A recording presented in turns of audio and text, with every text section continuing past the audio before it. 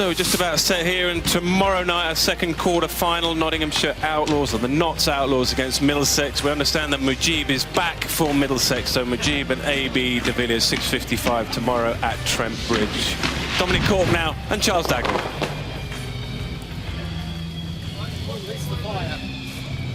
Is blazing and just heating us up very nicely in the pod with the wind whipping through, Dominic. I think that's just the paraffin coming through. I didn't think it was rain, but the fireworks have gone off here. There is definitely some accelerant around Chesterley Street, and one or two have made the trip up as well. 117 miles it is from Old Trafford to the Riverside in Durham. A little bit longer for those boys.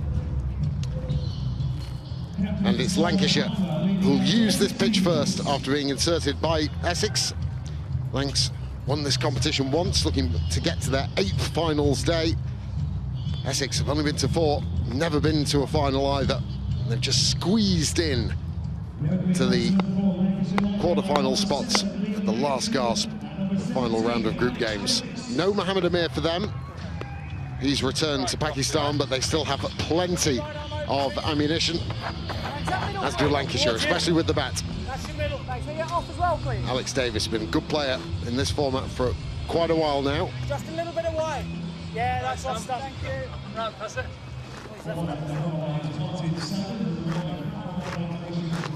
He's going to have first look at young Aaron Beard. Mark Butcher was talking about Beard and having seen him down at Sussex. A little bit of pace, whippy type of action, and a big stage for him now to perform on.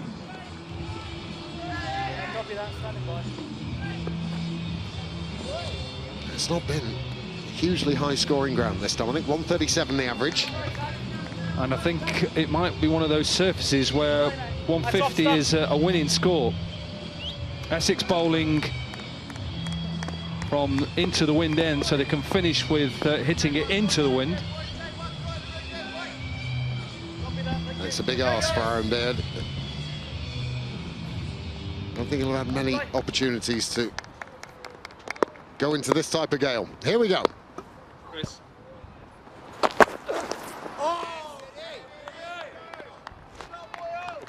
Didn't bounce. Not a lot, anyway.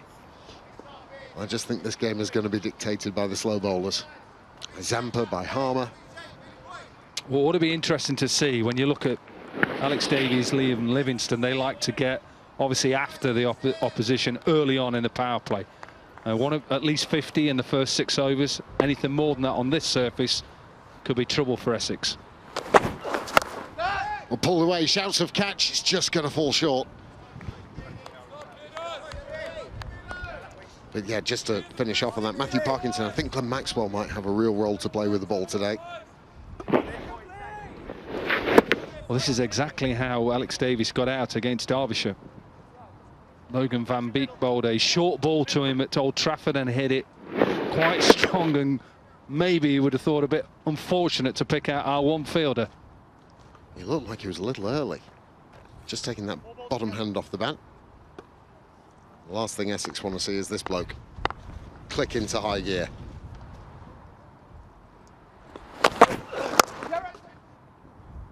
It's just perfect timing.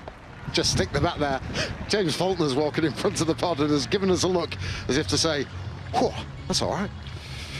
Well, they did have a slip, and I was just about to say, why have you got a slip? Doesn't look like it even carried a slip.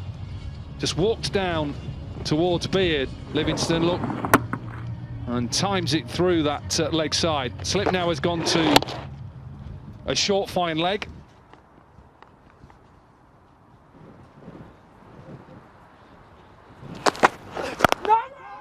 He's hit the pitch hard there, Beard. Time was amazing from Liam Livingston. Daggers, which end do you reckon you'd have got with the breeze as strong as it is? Well, it's a good question, Dominic. Obviously, I could throw it back on you as well. Obviously, Beardy is bowling into the breeze. Just wondering whether you'd get choice of ends. It's coming straight from those lovely, look at them lucky people who are sitting in that.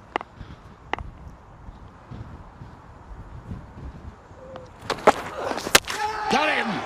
Swung it across the line again a little bit early. And the first breakthrough is made, and the dangerous Livingston has to go. Well, he's always got to try and be aggressive, Livingston. That is his game. But this one just goes into him, full, doesn't really bounce, hits middle stump. Agricultural from Livingston, big wicket for Essex. They're up and running in the quarter-final. Livingston was bowled by Aaron Beard for 4.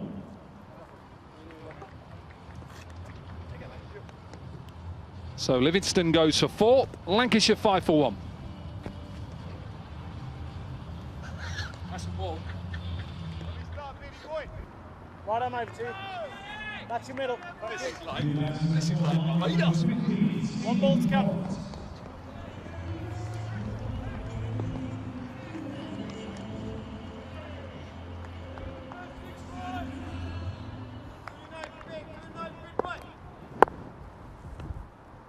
Stephen Croft, new man at the crease. A very good opening over from Aaron Beard. 5 conceded, it's 5 for 1 after 1. When you come first, boys, you change the game. Change the game, boys, there we go. No second chance, That's his game. That's exactly what Livingston is looking to do in the first power play, first 6 overs. Looking to be aggressive, good from Beard. Can I get off as well, please? Yeah. A good start for Essex. Well, this is the end if you're a quick bowler you want to bowl from. Add another 10 miles an hour to you. This wind. Jamie Porter. You've got to try and sweet talk the captain as much as you possibly can. Make sure you're on from the Lumley end.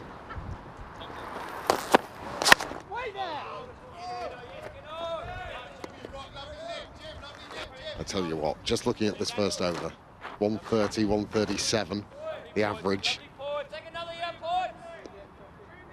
Just has a funny feeling that sort of score might be quite a dangerous one. Quite a chilly day then, is it? Oh, no, he wouldn't. Mark Butcher in the background there's finding it just a little bit cold.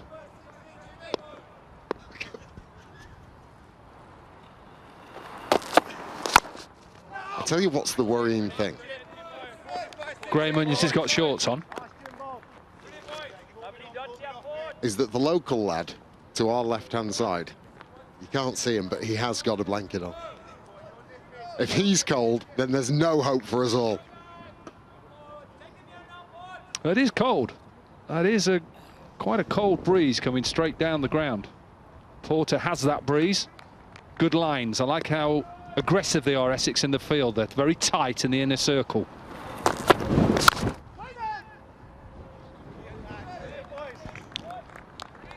So you're coaching a Lancashire batsman. They've got you, or any batsman. When you have a stiff breeze that you're hitting into, what are you telling the batsman? Don't fight against it. Try and work square of the wicket instead. Well, Get your laps It just depends a lot on the surface. I think what we've seen there, it looks like it's quite a slow surface. So try and wait to the bowler to over pitch, get down to him like he's out of his crease now.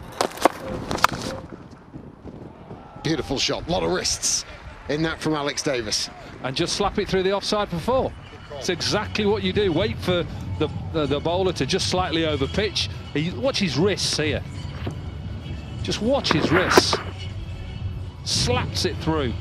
And that's because there's a little bit of width as well.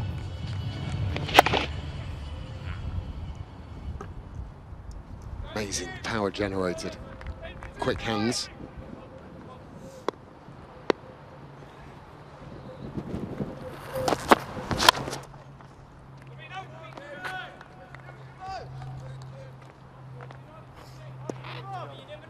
Well, as I said in the preview, Lancashire getting here, top of the group. Essex just squeezing in at the last moment. They went from 7th to 4th in the South Group over the space of a couple of hours on the final round of group games. Well, what a great, last day it was in the South Group. No one knew who was going to be 2nd, 3rd, 4th. Carved away. Long chase, no chance. 2 overs gone, 13 for 1.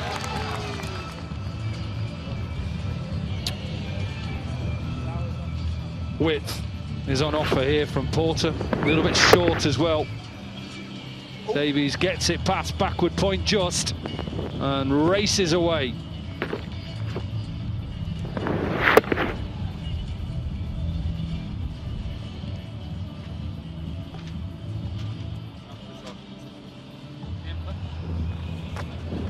Change your bowling. Right arm over to you. Well, Aaron Beard, just the 1 over. Successful one, getting rid of Liam Livingston. Conceded just 5 runs. They're going to turn to their Australian very early in the piece. Intrigued to see if he does get any action. This slowish looking surface. And arguably one of the best headbands in all of cricket. From Adam Zampa. You must have wore a headband in your career. Back in the day I did, yeah. Top knots. And so did I, so I can't really say. I didn't have one like that. Look at that. it's thick. Pat Cash. Hopefully, lads. Remember his.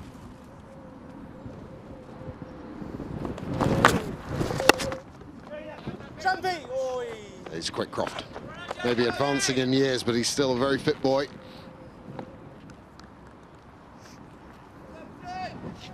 There's double width to it. That's leg stuff. What are you laughing at? I'm just laughing at Graham Onions. He is actually shivering. He's shivering. He is actually shivering. He's shivering. That beard was black this morning. Huge appeal, not straight. No from umpire Saggers. It looked straight, didn't it? Whether it held or whether it's just going to go on and miss leg stump. What do you think? It's close, that.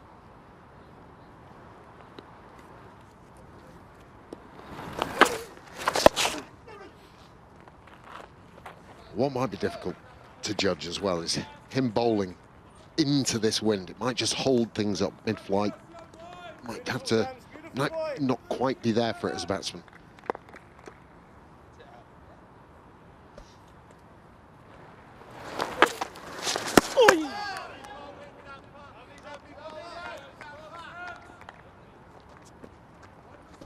Let's have a look at this LBW.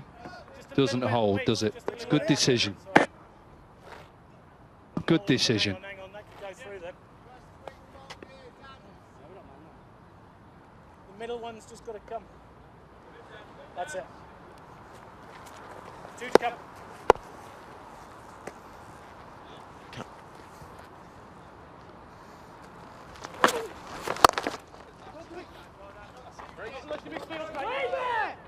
Just the single. That's where his protection is, Adam Zampa. And also because what Lancashire do very well at Old Trafford is they make sure they pick up a lot of 2s because of how big the area is, square of the wicket each side. That's what they try and do. Durham do the same here, try and out to you. Yeah, and has it bisected them? Yeah, it has. Just as Dominic Cork suggested. 2 to finish the over. 3 overs gone, 18 for 1.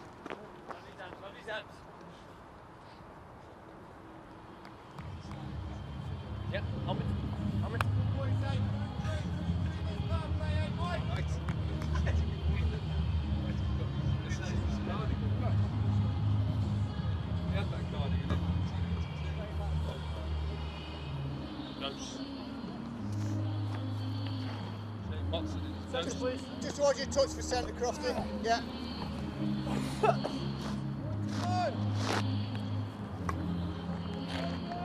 Two boundaries conceded from Jamie Porter's first over. He's going to continue.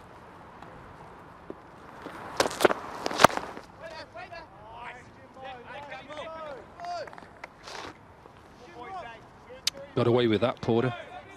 What Croft tries to do is create width by staying sometimes leg side of it.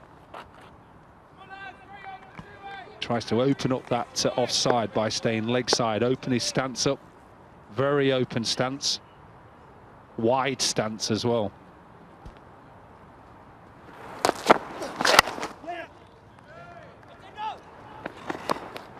Safely home, Croft. suppose a lot of this, when it comes with Lancashire being away from home, even though considering it is a home game, but the test being played at Old Trafford, of course, a lot of the time you feed off the crowd and the energy of the crowd. They don't have that here today. The nature of the kind of day it is as well, weather-wise.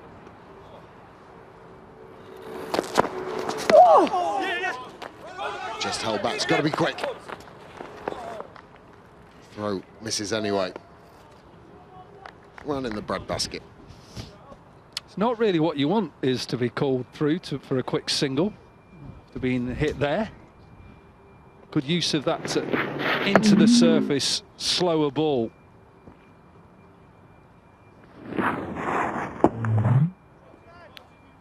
Testing out whether you've done your sit-ups.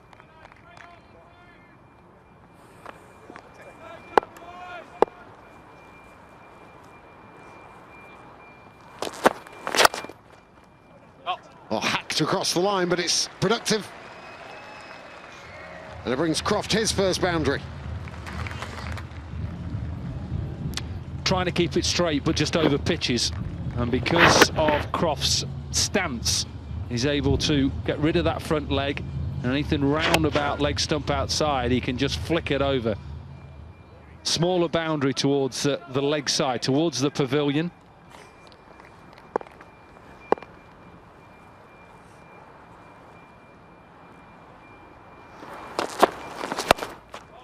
Another slow ball. Just wonder with the dimensions of this ground. You talked about the twos that were being picked up, and Hampshire is another one, big surface area. Now, Essex play at Chelmsford, but they have to adapt their batting game a little bit due to the sort of postage stamp nature of their home ground. Yeah, possibly. You just got to try and understand what wins games on this side of this ground. That's what you've got to do. Whatever they set, we'll try and get more. And how did they do it? End of the over. 4 overs gone, 25 for 1. But if you look at a majority of grounds around the country, Derby is similar. Straight is a lot shorter. Bristol, well, we've got a quarter-final there, quite a lot shorter straight, and they normally have quite deep boundaries square of the wicket.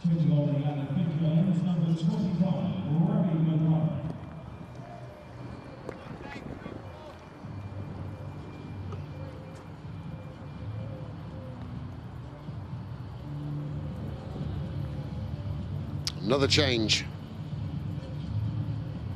Talk about experience. Just been pointed to me by Corky next door. 329 matches. Ravi Bopara. Again, I've got a funny feeling that his brand will be absolutely perfect on this surface.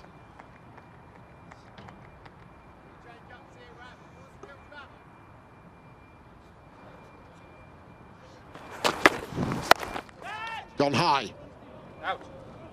And straight down the throat. 72 miles an hour. Again, reaching for it. Stephen Croft didn't judge the pace and accepted gratefully in the deep. Into the surface. You'll see a lot of that today. Tries to get it square up. Easy catch for Dan Lawrence. And a good start for Bopara, a good start for Essex. Rid of the dangerous Livingston, now also the experience of Stephen Croft. He's gone for 8, 25 for 2.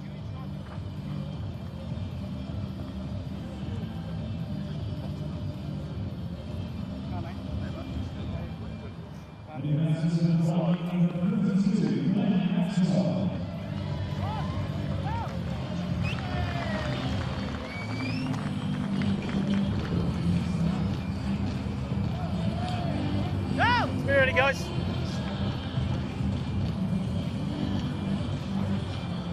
Hold on. So successful, Ravi Bopara. First delivery, and now he's got one of the world's best. Glad Maxwell to the crease, even though the batsman crossed, so he's at the non-striker's end. He looks cold.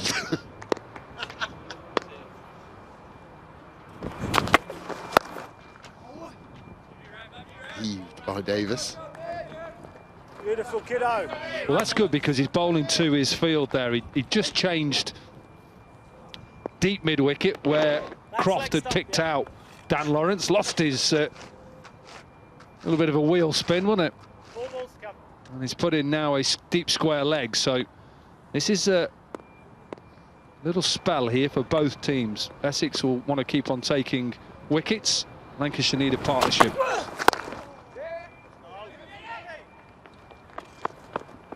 Rapid between the sticks is Glenn Maxwell. Well, one thing he won't do is worry. We saw a match against Nottinghamshire earlier on this season. Lancashire were 2-3 down very, very early, and he took his time and then blitzed towards the back end. So he won't panic, he won't feel the need to blast it round the park from ball one.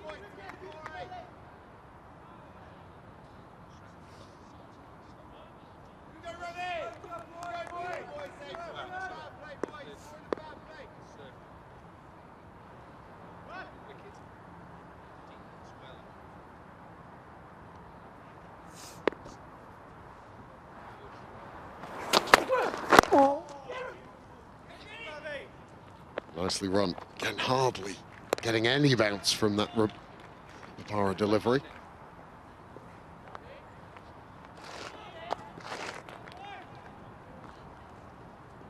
And that's what Papara's protection is. See those little bits of sawdust soaking up the water that came down. We had a big downpour around about an hour prior to the start of play. Thought it might have been delayed, but everything was on time.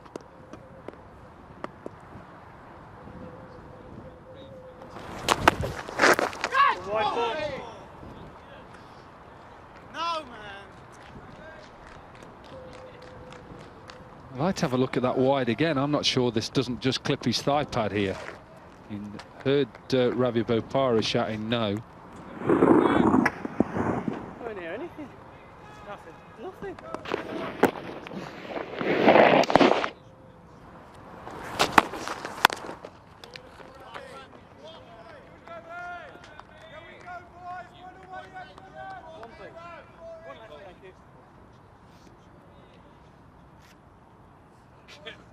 Dane Villas, captain. You take anything that will keep you warm. Like he's wearing a house coat.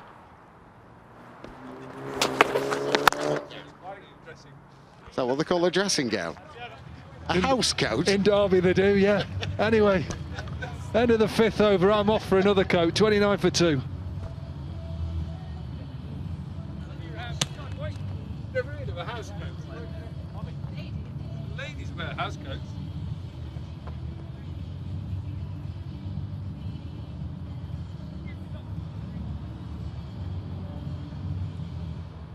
Switching ball at the number 14, Aaron Beard. Change your ball and turn off, stay right hand over. Thank you.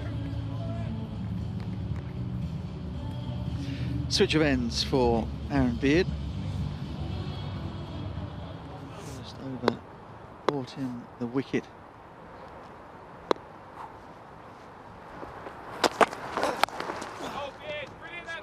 First over brought in the wicket of Liam Livingston. Switch now to the Lumley Castle end. I've said earlier that I wanted to see how this Beard was going to go, Aaron Beard, and he's hasn't disappointed so far. He's not got a great deal to work with. Straight away, I'll be thinking as a batter, you just got to get yourself in on this pitch. It's not going to be a, 160, 170 pitch at all. Even the 140 that has been poor might be coming down a little bit. No pace to work with at all.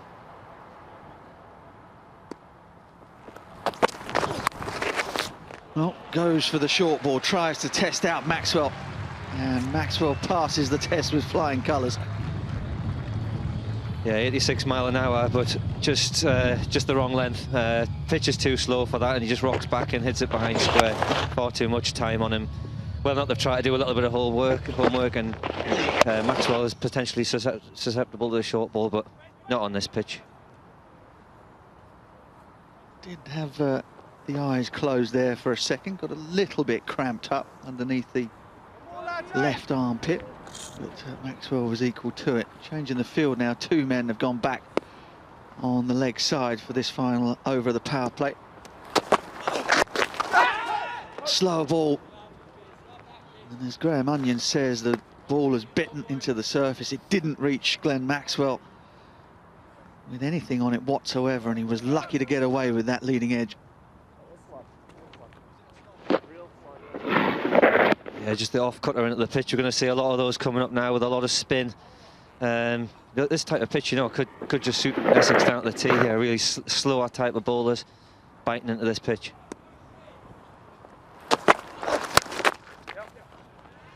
Well, that's been drilled.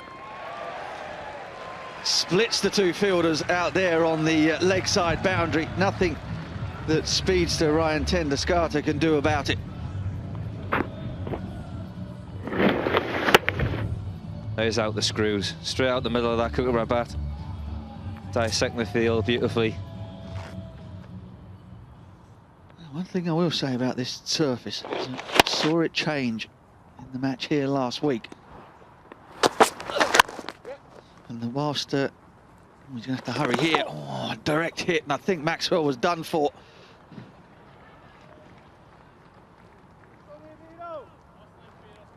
The first innings, Durham found the going pretty tough, chiseling their way to 150. But then,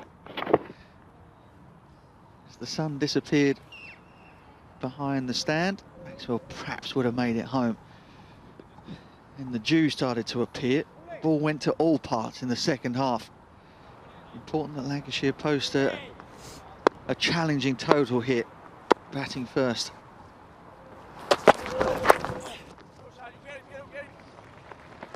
Cleverly done by Davis. That's a brilliant stroke. Be well worth having another look at that. 6 gone, 43 for 2.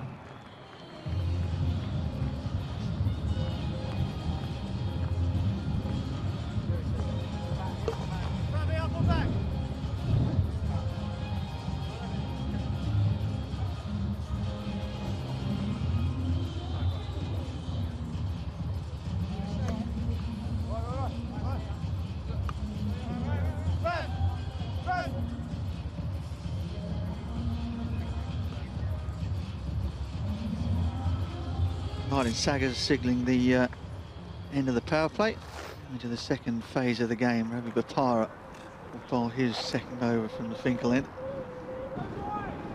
3 for 2 in the opening exchanges. Neither side getting out in front just as yet.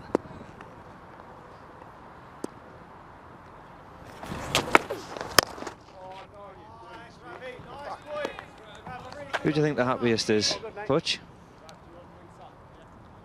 Well, all the while Maxwell and Davies are together building a partnership, I don't think Lancashire have anything to worry about. I think Essex would be very pleased to have chipped a couple of wickets away. I think it's even Stevens really for the power play. Neither side is running away with it, and neither side is in trouble.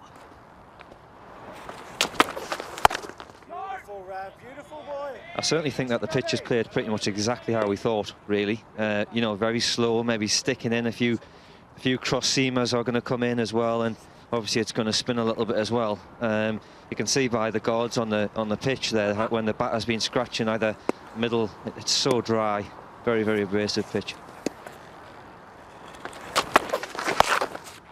Oh, that's brilliantly done. Had to generate all of the pace on the ball himself, Glenn Maxwell.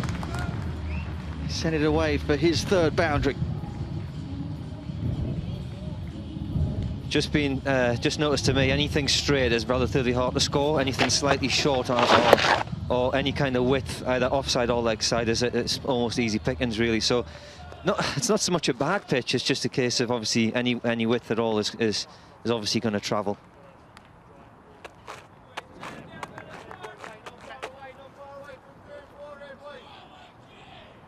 I think just a little bit going on to Livingston's dismissal as well. Is that he'll probably be disappointed because he's gone across the line, rather than actually, especially early on the pitch like this where it's just going to stay slightly low. Maybe he should have just went straighter rather than go across the line. Just a bit, BD. It's a ground that doesn't yield a lot of boundaries. 2 reasons for that. The surface, perhaps, a little on the slow side, but also because of the huge dimensions here at the Riverside. Durham like to make full advantage of that and get the boundaries out as far as they can. That's exactly the case here in this home stroke away quarter-final for Lancashire. And that's nipped back and he's got him. Glenn Maxwell caught on the crease. Ravi Bopara angling the ball in towards the Australian overseas player, and he's got to go. Yeah, and he's just saying there that might have rolled. I wasn't sure if it was potentially going down when I first saw that, but I'm not sure. That's just because I'm obviously a Lancashire fan, Lancashire player, but that's probably hitting middle stump. But yeah, I thought it was going down. Oh, that's all right. We had Mark Wood in here last week, and he was far more partisan than you are. Glenn Maxwell goes. Promising innings is cut off short. He goes for 14. It's 47 for 3.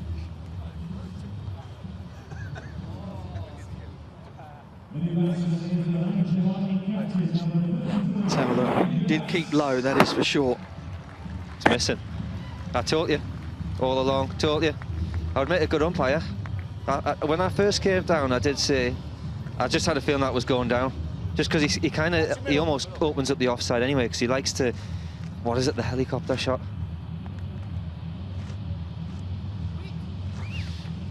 Yeah, called it absolutely right. Glenn Maxwell did stay leg side of it as well. You could almost see all three stumps to the right-hand side of his back pad, but never mind, he's got to go. Dane Vilas is the new batsman. It's a big breakthrough for Essex, because Vilas and Maxwell together have been well, they've been an absolute pest to opposition right the way through the tournament. Maxwell isn't going to have the chance to bat with his captain, but Bopara's got that line right, and he's got the ball angling in. Yeah, it's definitely a line that you want to bowl. Those last two dismissals there, last two deliveries there. You know, kind of nipping back from off stump, hitting that off, hitting that middle and leg. That's the kind of line that you want to kind of bowl.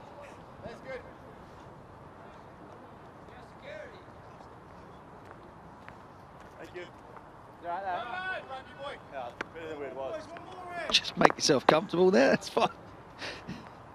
Get your footstool out. Bopara again with the in-swinger. It's a successful over, maybe a slightly fortuitous one. 47 for 3.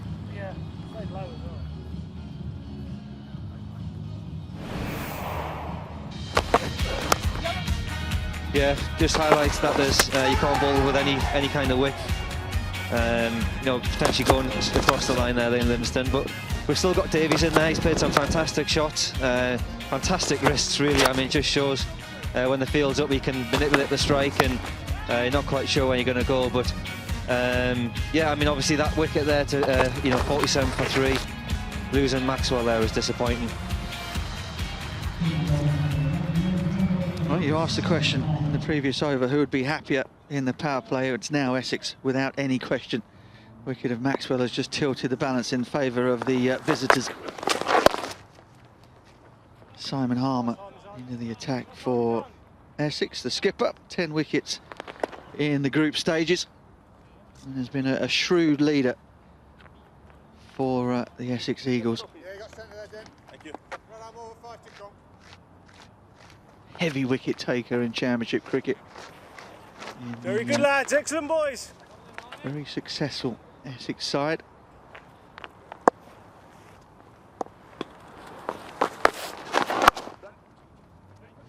Bowling with the wind at his back. Sure you'd have been all that keen on that, as if your captain, the off-spin bowler, was bowling with the wind and you were pushing up into it. Yeah, there's one thing's for sure, is this wind's doing nothing for my receding hairline. Absolutely nothing at all. But there's one thing's for sure, is that these two are going to scurry between the pitches. Two of the smallest members of our team, and they're going to run very hard. Dane, renowned, unbelievable engine, runs non-stop, gets lots of twos.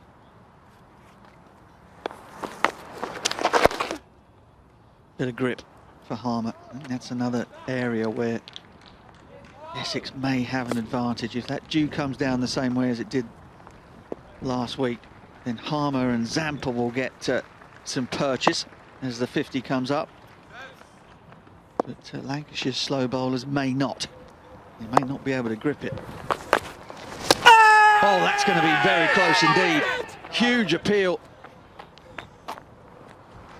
Burns must think that there was... Well, he doesn't think there's some bat on it. He's given it as leg byes.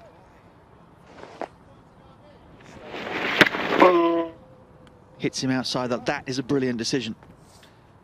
Love to see that again, but I think it hits him outside the line. Nice, Harmy, nice boy. We're mixing, Harmy.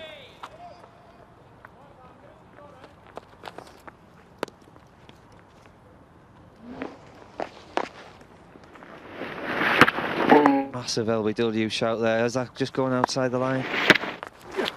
Oh! Nice, Harmy, nice boy. Yeah, I reckon it hit him just outside the line. Clever start. Good over from Harmer. It's 52 for 3.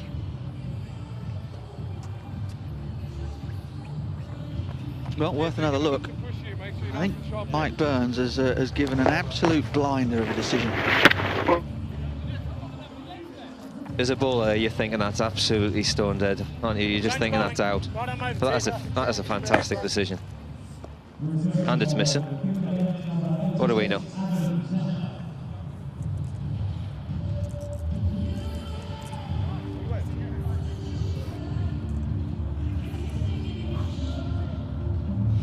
Adam Zampa had 1 over in the power play, cost him 5.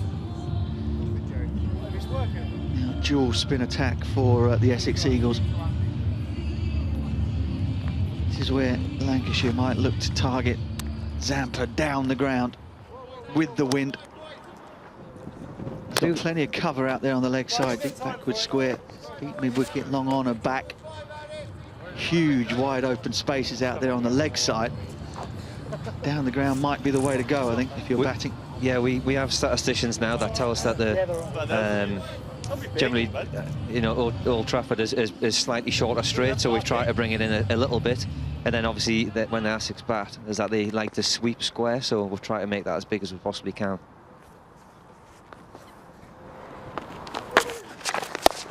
Get there, Sams, get there, boy. Shout was 2, but Zampa scampers. Beautiful, Zampi, beautiful boy. I do feel, Butch, is that, you know, the next, you know, 7-8 overs is where this game is going to be, you know, potentially won or lost. Good lads, excellent boys. Can we rotate the strike? Can we get twos? Can we pick the occasional boundaries? If they can pick up a couple of wickets as well, that's where they're going to be right on top.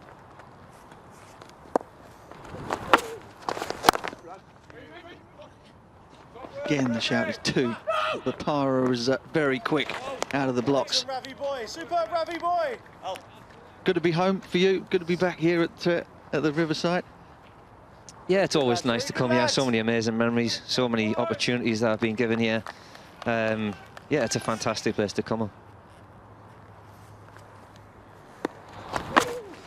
Beautiful, Zampi, beautiful pal. Good running there by Davies. Maybe there's a little bit of a stutter, but always going to get there with the pace that these guys are. But yeah, as I said, I've been given an amazing opportunity over the years to play here, and it's fantastic.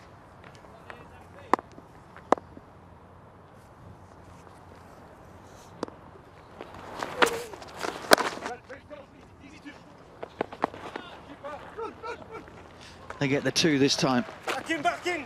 At the 3rd time of asking. Bit of support here for Lancashire. 3 coaches were put on free of charge by the club to bring some of those die-hard fans up to support the team. You drive up yourself, or you jump in one of the freebies? You know me too well, trying to save on me petrol.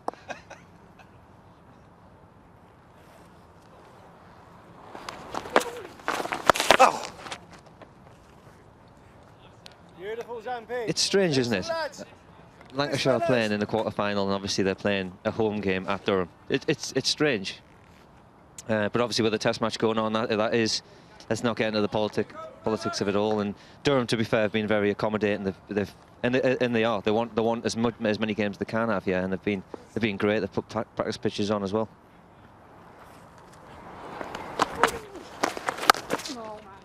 Again, really slow from Zampa. Plenty of cover out there on the leg side as well. It's another relatively cheap over. 9 gone, 59 for 3.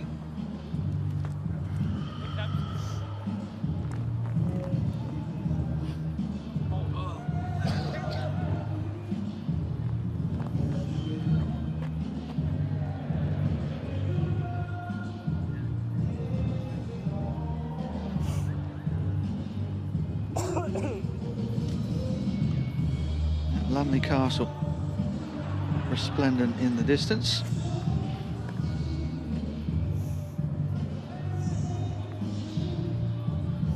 A decent start for the Essex Eagles. 3 men back in the hutch, 3 dangerous players back in the hutch.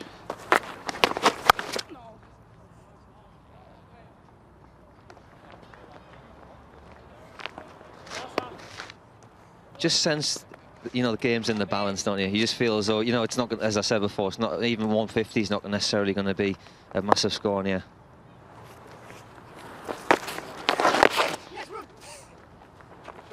Lancashire doing the right thing, just looking to hustle, pick up every run that they can. I mean, you say that 150 would be a good score if the conditions stay the same. If the conditions stay the same for both teams, 40 overs of cricket, then 150, decent score. But if we get due and if the conditions change to the extent that they did last week, then 150 probably won't be enough. That's, I mean, I played here for 15, 16 years, and there was never as much dew as there was on that game. I remember watching it.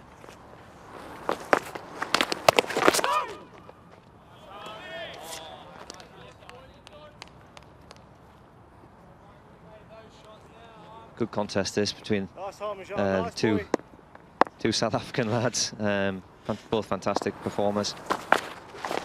Runner. Push him, push him, push him. Good work, Paulie.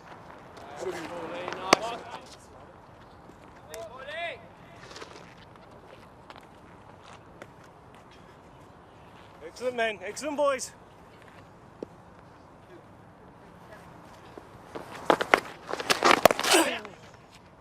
Stabbed away for a single. Davies goes on to 29. At the halfway point, Lancashire are 64 for 3.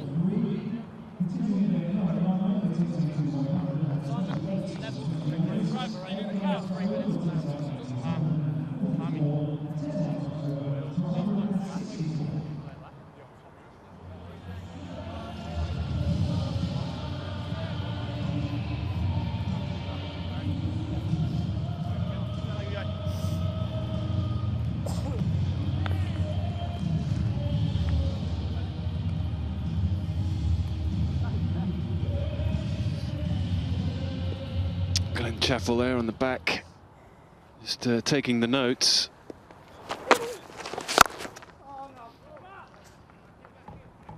His notes will tell him, if he's done his research, which I'm sure he has, a score of around 140, 150. Batting first here is a good effort. Average score is 138, so to get there, he's got to go at about 8, just over 8 runs per over from here on, last 10.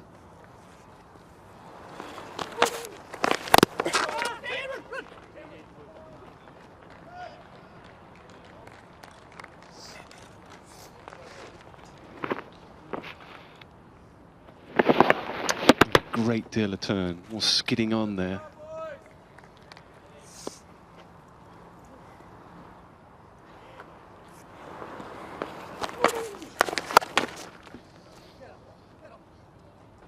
Good work. Big outfield here, so not easy to hit boundaries. Good work from Dan Lawrence. Dominic Cork's with me. You're not a note taker, are you? No. There is so much, I think, done pre-game and so much talked about. So many different stats, average scores. Sometimes I think as a coach, you can just cloud your mind too much. At the end of the day, it doesn't matter what the average score is it's what Lancashire can get from here. And all he'll want to know, Glenn Chappell, is can we get to 140? If we get to 140, that could be a winning score. Lovely looking shot. And, another single. Finding the boundaries hard to come by at the moment. But that doesn't mean taking notes or whatever you do is wrong. There's a lot of coaches out there who do it. Glenn Chappell's one, Paul Nixon is another one. It takes a lot of notes, Nico.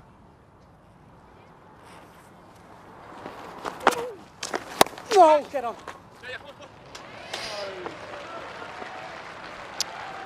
Needed that, just needed that to release a little bit of pressure.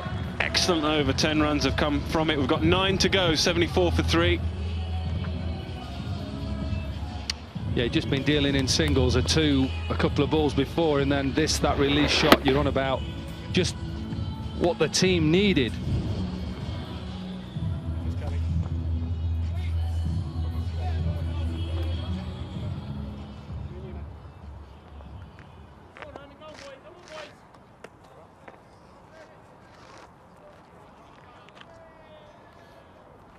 Well, lads, keep taking wickets here.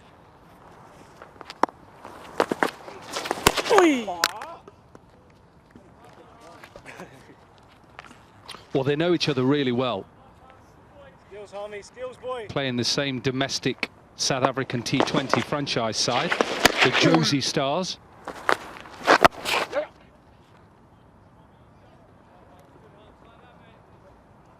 In the Mzansi Super League in South Africa, one that happened just before Christmas, happening again. There's a few more English players going this year. Bopara is going, Livingston's going, two players out here. James Vince is making the trip.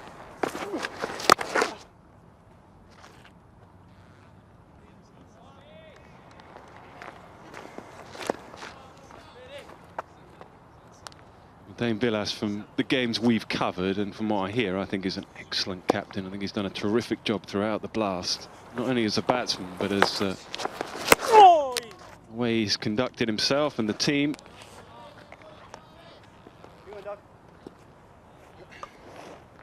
Nice, Harmy, skills, boy. Don't repel with Harmy.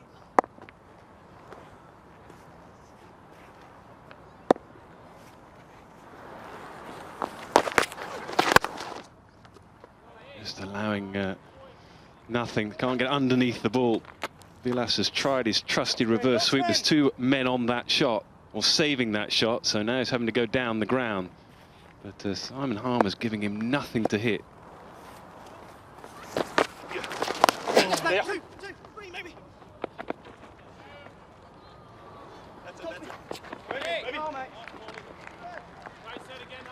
Outstanding over, 4 runs have come from it.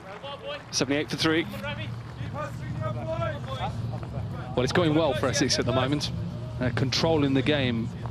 What he's got to make sure of, the Essex captain, that Villas and Davies don't now try and wrestle the momentum away from his side. I think you know that it's a sort of service that isn't easy to time the ball on.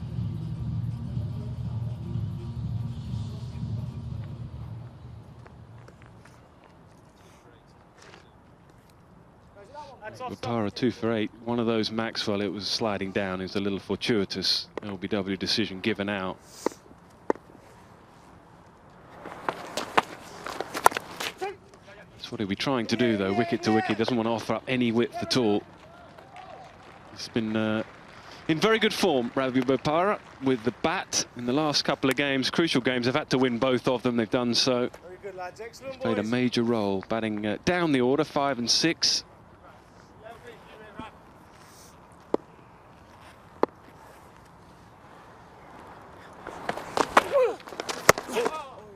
Just remembering, I don't know why, I always think of you as Warwickshire, but I forgot you started at Essex. That's why you're all Essex tonight, isn't it? I forgot, sorry. Ain't got time to go through your counties, Corky. Got a bowling coach at Derby called Steve Kirby. He's had 6 counties. Get there, Rav, get there, Rav. Keep on it. Go! Beautiful, Ravi, beautiful boy. Amazing how these bowlers who were quite aggressive bowlers have gone into coaching. Andre Nall here with that, what was his alter ego name? Was it Gunter, was it? Used to write Gunter at the top of his mark. Steve Kirby, he used to say round the wicket and call the ambulance. They've all calmed down now. Mellow.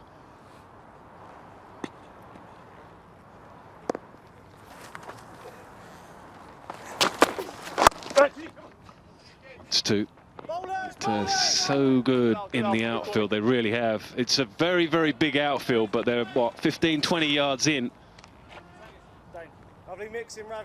Well, it's just saying to Lancashire, if you want to try and hit it over the top, good luck on this surface. You're not having any twos.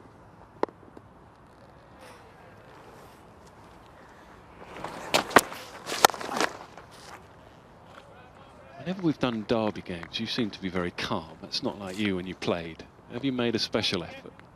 No, I think I can't do anything about it sitting there, so there's a waste of time of being up and down. It's got to try and stay calm and try and, you know, get your information over if you need to. Once the game starts, there's not a lot you do, really.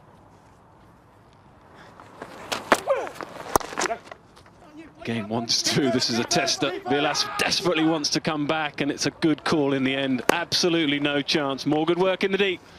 6 from the over, 84 for 3. Yeah, your game is Saturday. Yeah, we're Saturday against Quarter-final. Gloucester. Yeah, tomorrow obviously a big game, isn't it? That Notts versus Middlesex. Wow, that is big hitters.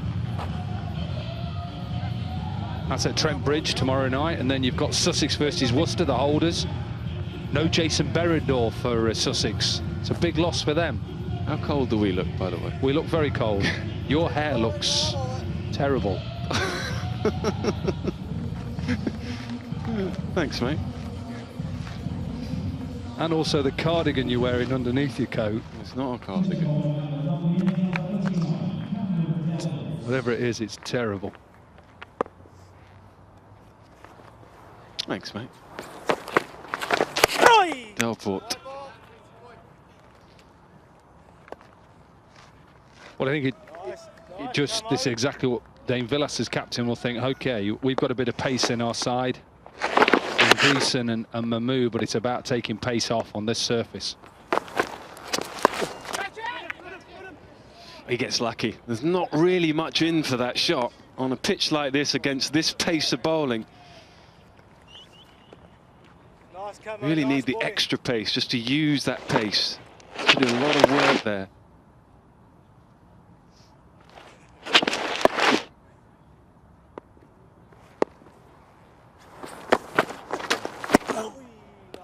Tell you what I liked about that shot, though, Dane Villas. He got down really early, didn't he? Something like Marcus Trescothick did that when he swept really well. Got down really early, watched the line of the ball, and even though there was no pace, he could get it straight over. Look, goes down really early. You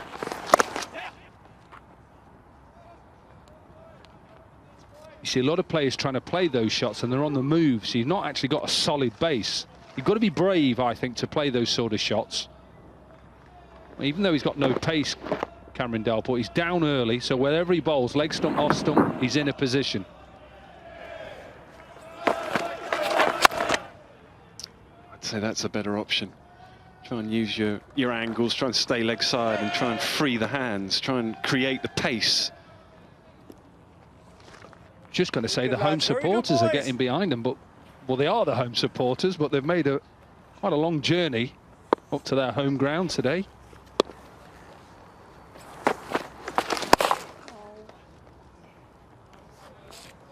Yeah, it's a little strange, isn't it? It's a pretty small crowd, but it's a neutral venue, if you like. It's Lancashire's home quarter-final, but because of a clash with the Test match, this is where they're playing it.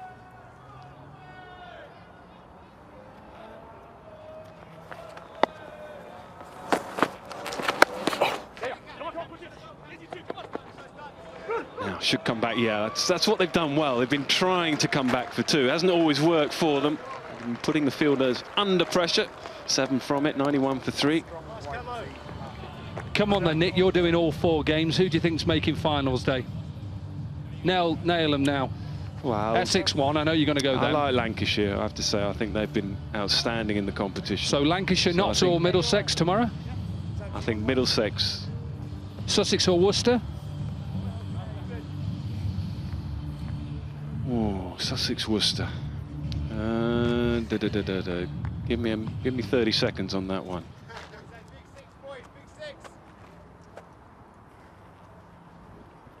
Well, that's at home, Sussex. No Jason Berendorf. Worcester.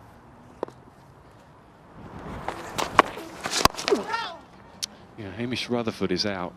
He's gone to replace Martin Guptill, who's got injured, so then he won't play for Worcestershire. I'm going to go Sussex. So you're going Sussex, and then obviously on Saturday, I've got to go Gloucester Derby. Got to go Derby. Are you going Derby? Of course I am, because you're my mate. Doesn't matter You'll whether. have to get Klinger out. If you get Klinger out early.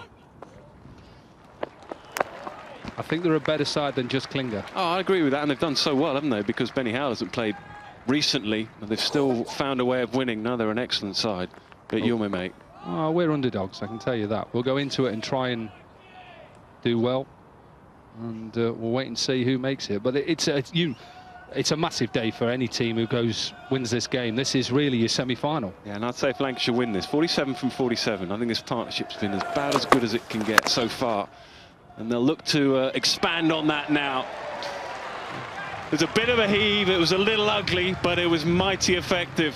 Well, they're getting close to 3 figures with 5 overs left. We've talked about 140, 150, and all it needs now is one of these players. If Davies is going to bat all the way through, is it Dane Villas to say, right, I'm going to tee off right now. I'm going to attack.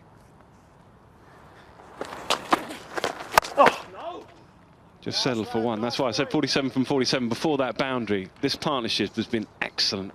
They've read the conditions just about as well as they possibly can. It's not easy batting out there, not easy finding the boundary. But they've held their nerve up until now. And as you say, if one of them can just get going now and finish well, then they'll be up to, say, 140, 150.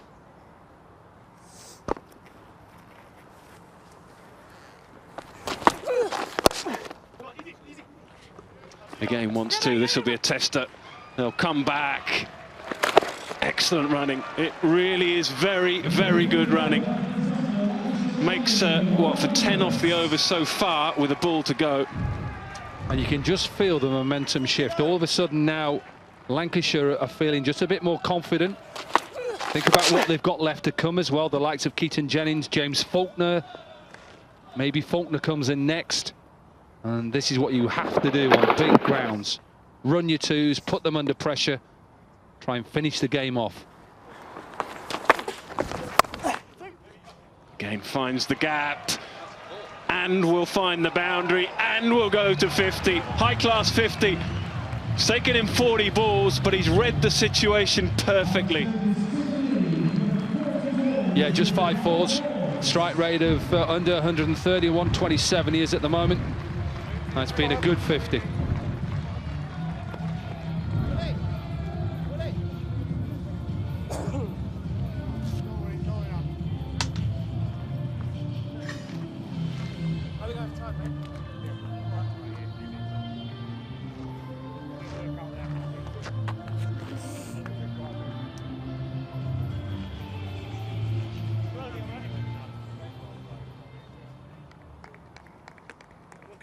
Come on, boy.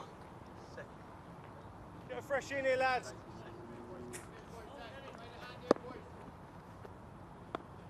Lancs have set themselves up here. No. Cameron Delport with little wobblers. Nice camo. Continuing. He's got the wind as well.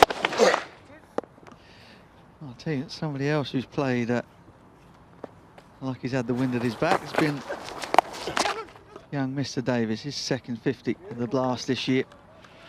And he's adapted the conditions really well. Hasn't tried to do anything that was likely to get him into trouble on this slow surface. He's played square of the wicket. Very smartly, run the ball around. It's the 5 fours, but 40 balls for his 51 thus far.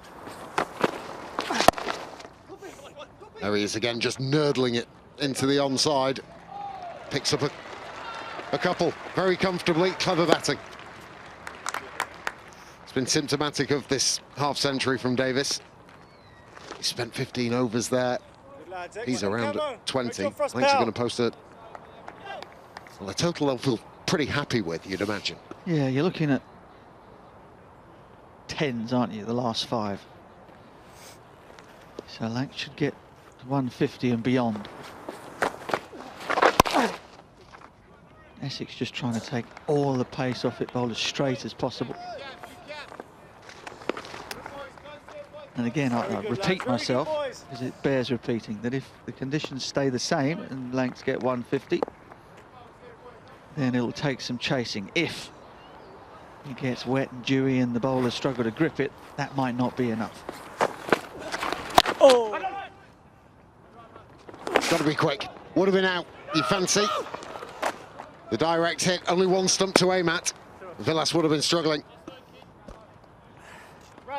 Now, I suspect there was a big groan in the marquee back at Chelmsford that Essex County Cricket Club have put on a couple of big screens back there for the fans to go in and watch this quarter-final contest. That's bonus runs. Signalled wide. Every time we went to Chelmsford, it chucked it down. Went there 3 times. Never saw any balls bowled. Starting to think it might be you, Daggers.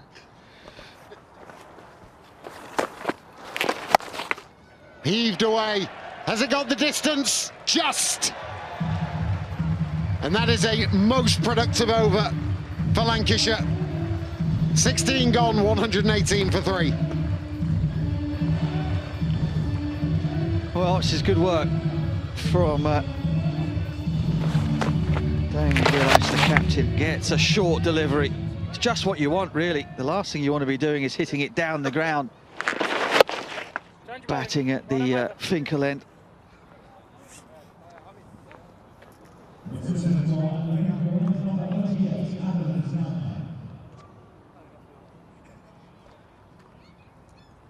Partnership is now 71 from 58. Adam Zampa is now drying that ball feverishly. There's going to be some dew. Does that change the context of this game, as you've been saying? We'll have to see how... I mean, last time we were up here was the Durham versus Bears game. Oh, it's threaded through. That's probably got enough to reach the boundary as well. They always say first and last balls are the over. That's where you've got to be looking for your boundaries. They've got half the job done. Now that scoring rate is starting to rattle along. Zampa again, just guilty of giving Davies width. He's hardly missed anything square of the wicket today. Threads it between those two fielders behind point on the offside. Picks up another boundary, which is a really good partnership now. Shout of 2 immediately. Comfortably home. But yeah, when we were up here, what was it, a week or so ago? The outfit was drenched just from the dew. They had a big pile of rain prior to the start of the game. Just sat on there. Birmingham managed to get the ball changed in their innings.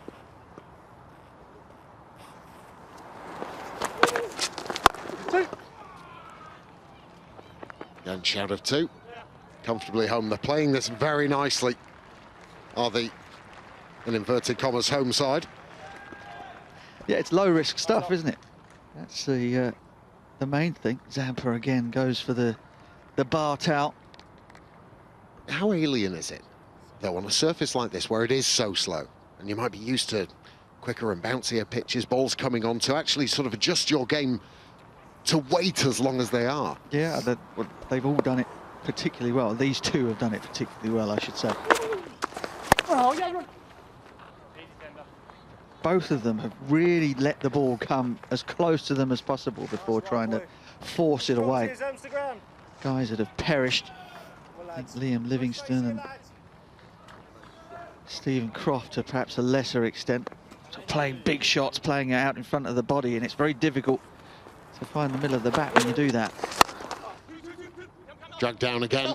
Villas wants 2. Davis will be running to the danger end. And secures the brace comfortably. Boundary off the first.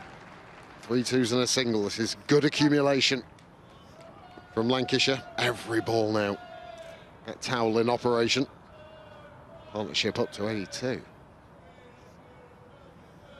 Yeah, it just shows there's more than one way to score your runs in T20 cricket. It's not always banging it out of the ground.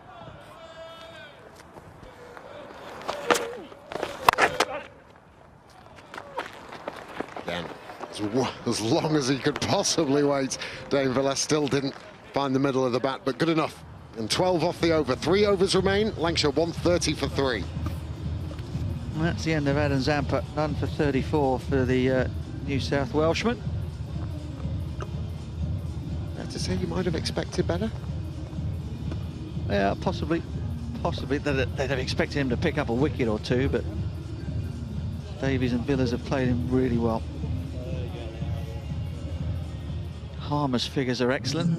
Will he finish, though, in the 18th? Looks as though Harmer probably won't bowl out his allocation, despite being miserly with his off-spin. Jamie Porter has been brought back into the attack from the Lumley end. Saw a lot of slow balls from Jamie Porter. Expecting more of the same. Interesting if Harmer doesn't bowl out and Zampa's not perhaps as successful as we thought maybe he would be on this surface. But it's a slightly different angle on how Lancashire spinners may do.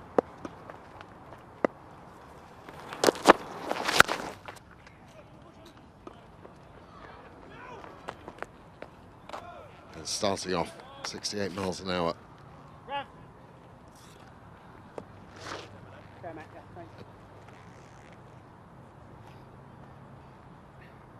He can be forgiven with all of those clear skies. It's quite a lovely evening here in Durham. Do would just nudge it up the thermostat. Oh, not quite got hold of it.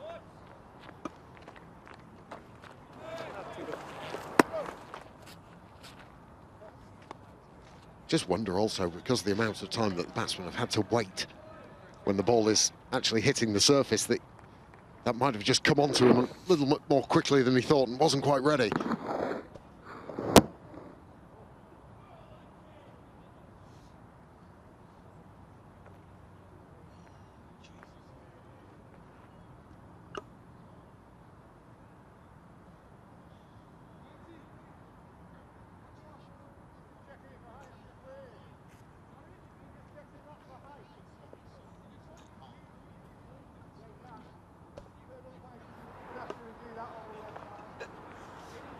No, just over the waist high. Third umpire can come down after. Sure, they've all got those little teabag hand warmers in the pockets. Up there, mate. Tell you what, she's done well. Let's put the coat on just now. All right, let's just carry on. Right, thank you. It's fine, it's fine. I bet Dad's just said that. Stick it on, love, you're on TV.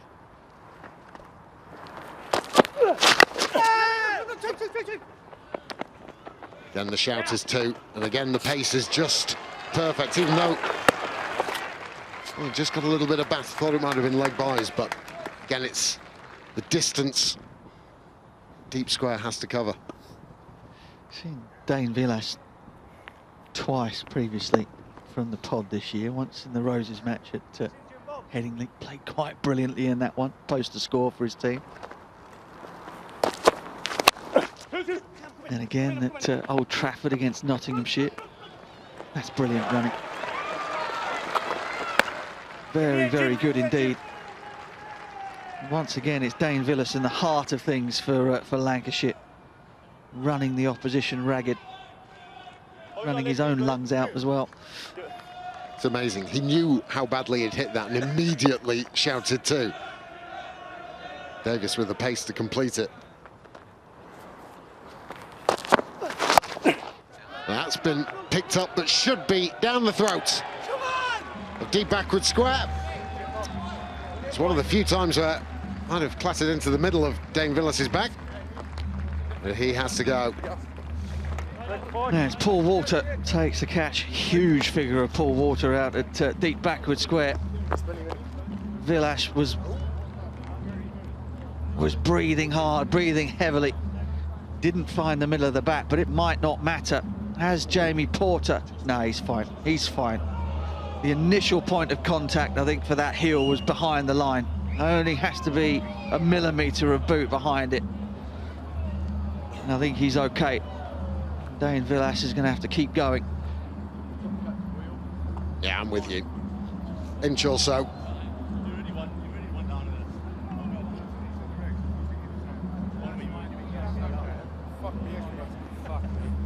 Just need a little bit of soul to be beyond the white line. Dane Villas has to depart. But it has been a valuable partnership between he and Alex Davis.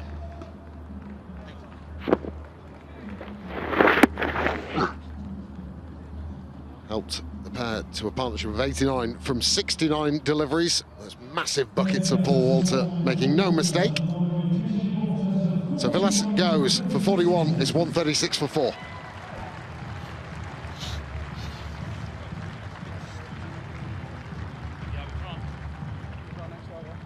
Well, Essex needed that. Jamie Porter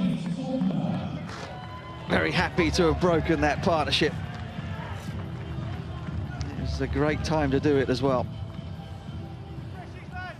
New man out is James Faulkner. Former finisher for Australia. Davis frustrated with himself, he couldn't connect. End of the 18th over, 12 balls remain, Lancashire 136 for 4. Interesting, we've seen James Faulkner actually come down a lot lower for Lancashire during the course of this Vitality Blast. Keaton Jennings, Josh Bohannon, still to come. Just wonder if it's how he's going to play it. If they want him to try and blast it, see what he can get from 12 balls. That's your middle, yeah. Rather than a nudger and a nurdler, perhaps.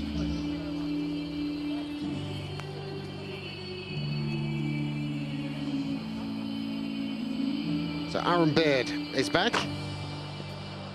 First over good, his second over a little dear. And this is the danger over because they're going to be hitting with the wind.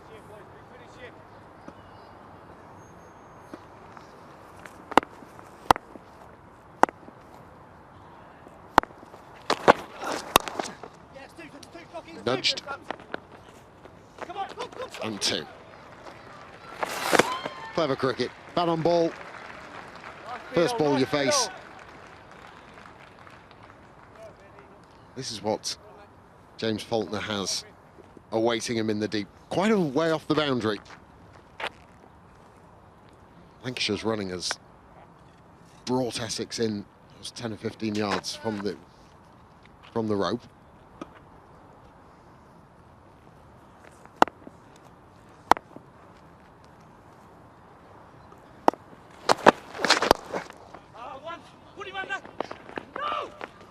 Just a single this time.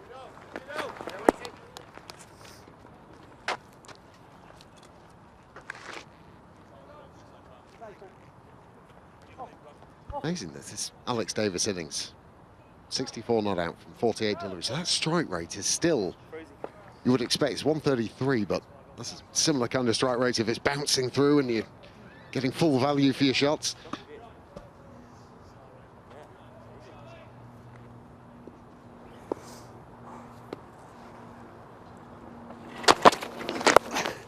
Oh, very nice, Alex Davis.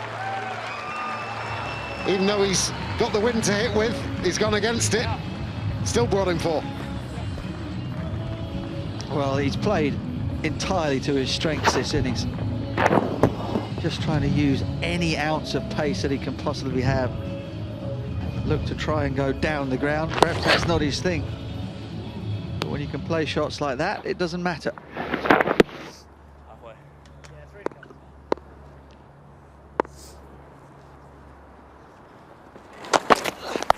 Oh, he's done it again, this time on the other side. Clever, Alex Davis.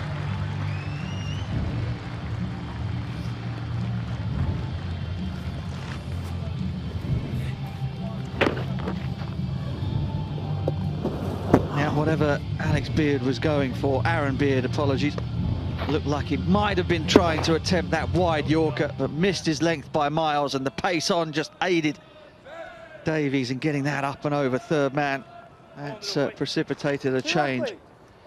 Fine leg has gone back now. Harmer's trying to keep the ball dry for his bowler. That's a good sign if you're an Essex fan, the fact that the ball is getting wet. But at the moment, this is becoming an imposing score.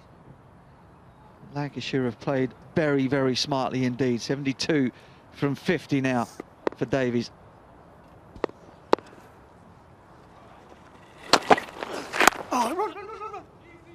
Yeah, they'll let him have the single. At 150. Looming.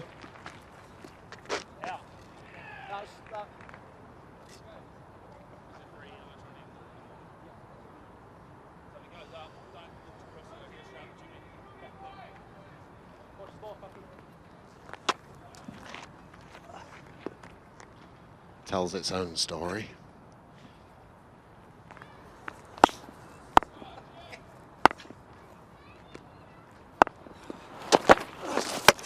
Got him. Really well disguised as well. Threw the shot way too early, James Faulkner. Fair enough.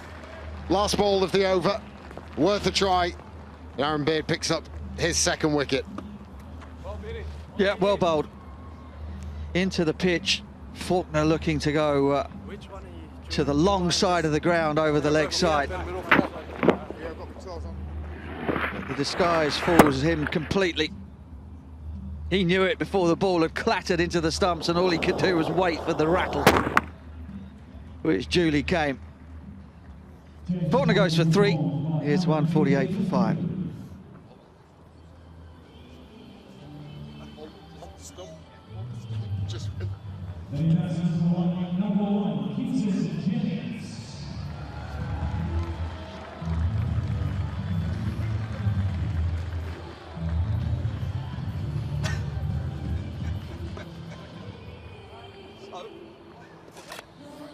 So the last over to be bowled by Jamie Porter.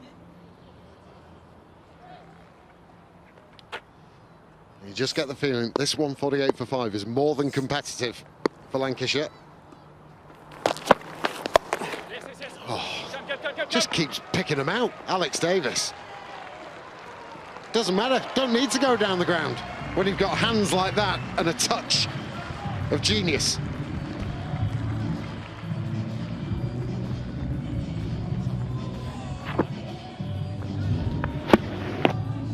Moves on to 77. I reckon his wagon wheel will have the ball disappearing to all points behind square. Whether off or leg side, whether playing them right-handed or left-handed. That brings up the 150 for Lancashire.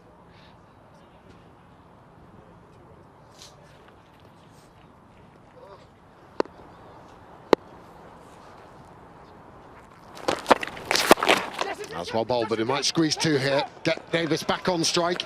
Tom Wesley it is who's got to do all the work.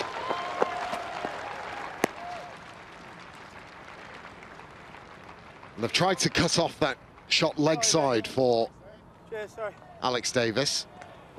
Fine leg is back, just in front of us in the pod.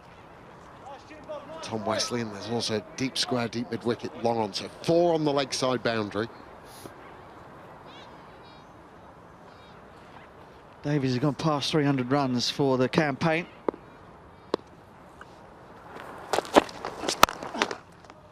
He's done well there, Jamie Porter. Could quite easily have just flicked an underarm, knowing there was no one backing up.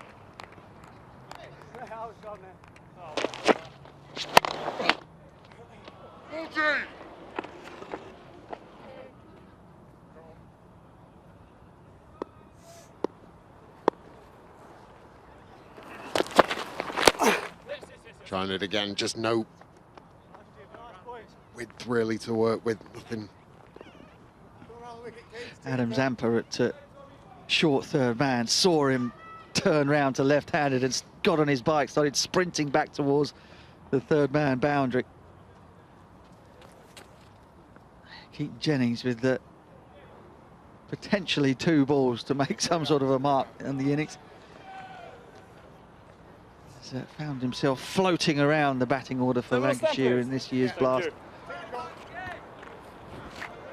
really has been a terrific innings from Davies, the other end.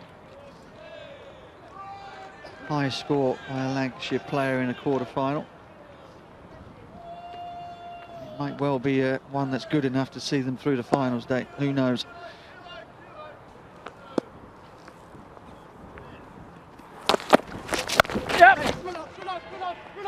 Clean connection, he's really walloped it. Jennings wants the second. Gets home comfortably.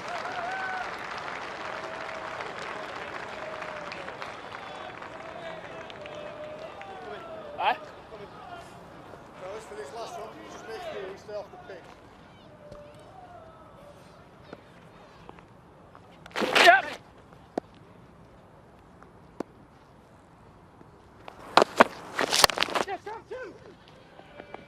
Again, slightly mishit, should allow them to come through for the second.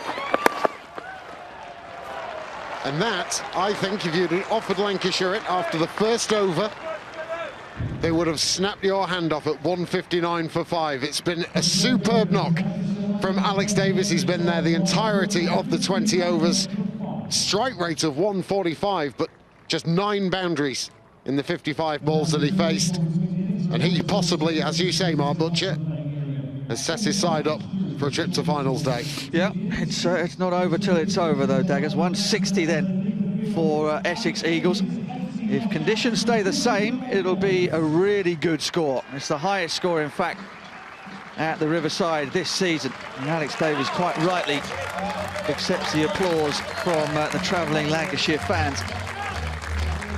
However, should the conditions change, as they did last week, then it will not be out of sight for Essex, and they have to believe that. Davies, the mainstay, 80 from 55, a superb partnership between himself and skipper Dane Villas that saw them up to that total of 160. And it was a decent enough performance from Lancashire. They sussed out the conditions, they sussed out the dimensions of the ground and played accordingly to get themselves up to 159 for 5. 2 wickets apiece for Papara and for Beard. Papara, the bigger bowlers today. Simon Harmer, inexpensive. Just going at 4.3. Surprised he didn't get his 4th over out. Overall, might have expected a little better.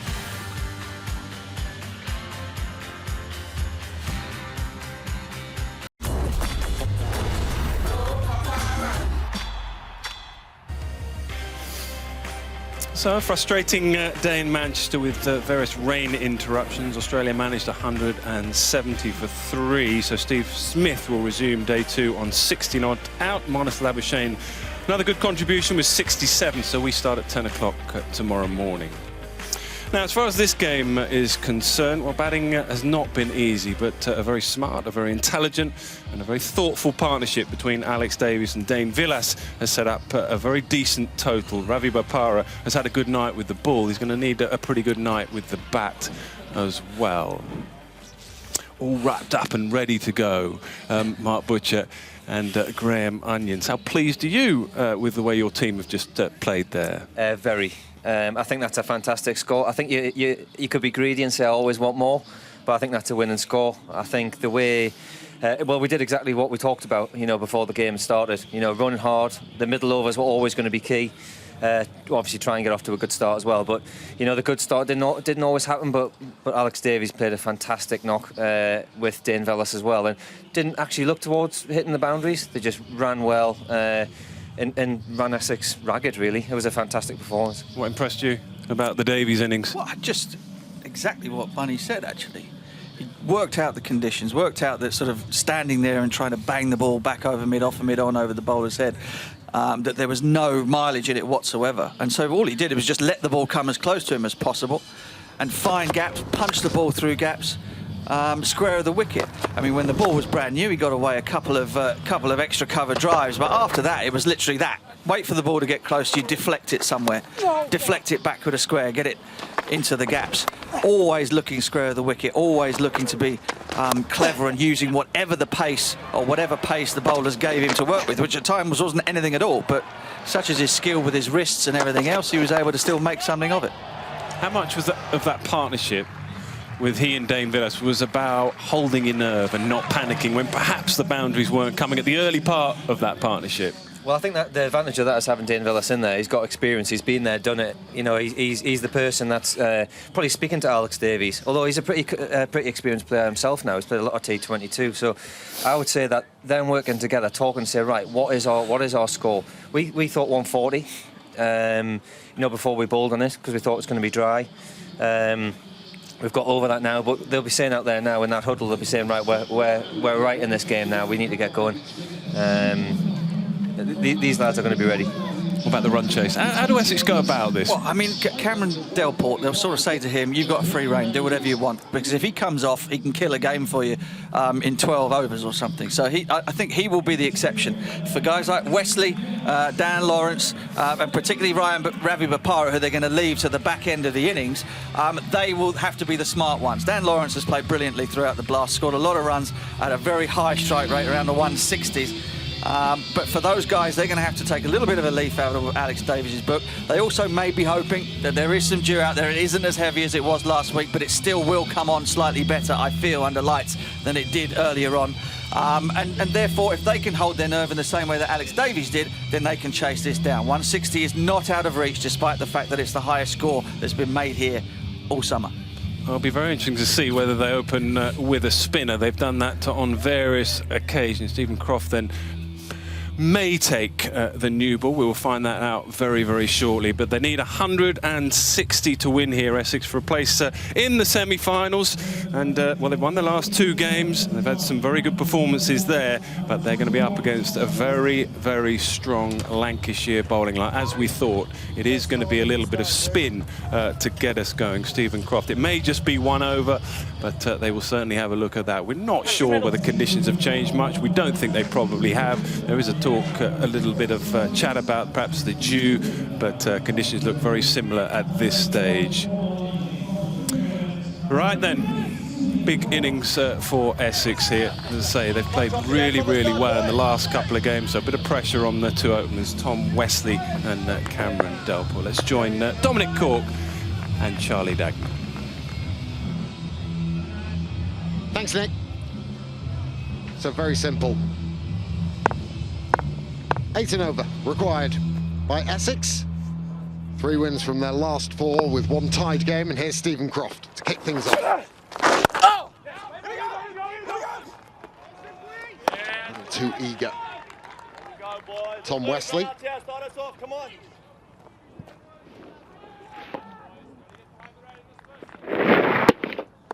Getting pretty decent touch in recent weeks.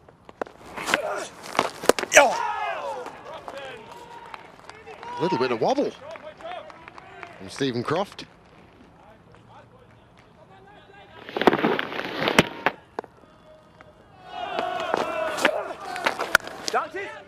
Yeah, forced away. First boundary. Just sat up nicely. Wesley's not going to miss out. Former seam bowler, isn't he? Stephen Croft. Ball before was a split finger. This one was another one dragged down. And once you beat the infield here, another split finger.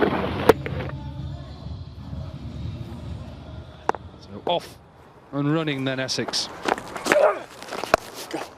Picked up well again by Wesley.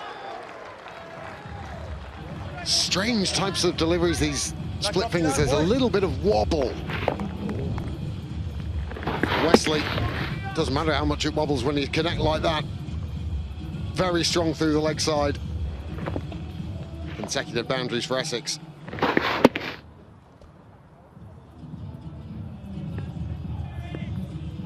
How much are you learning, if you're Essex, then, from what Lancashire and Alex Davies did, the innings he played? Well, somebody has to bat. Your top 4, when you look at to chase something down, one of your top 4 has got to be in about 16, 17 overs. If that is the case, as you saw with Alex Davies, you've got a chance of winning the game. We've lost the ball at the moment. That's why there's a... We found it. Stuck in those covers down there. But yeah, if you look at the lineup, when you've got somebody like Bopara coming in at 6, and you look at their lineup, Wesley, Delport, Wheater, Lawrence, Tendashkata, one of those back all the way through. 15, 16 overs, you've got a chance. This isn't going to be easy, this chase. It'll depend on the power play, depend on whether Lancashire can put them under pressure by taking early wickets. Well, you wouldn't imagine that it's a Cameron Delport type of pitch. He's a blaster. One more dot, Crofty.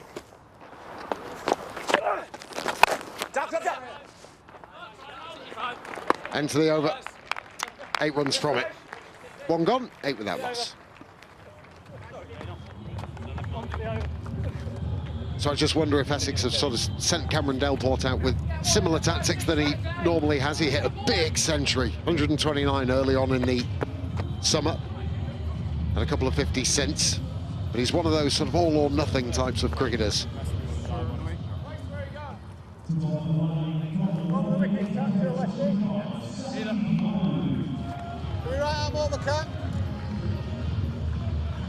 Centre, yeah. It'll be interesting to see how Delport plays. You're right, he's more of a blaster.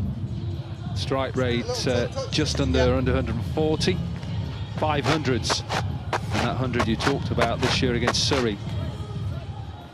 Pace on offer now in Saqib Mahmood. Interesting to see how he bowls on this surface.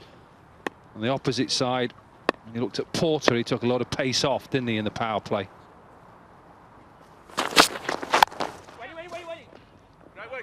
Well, he loves a telly game.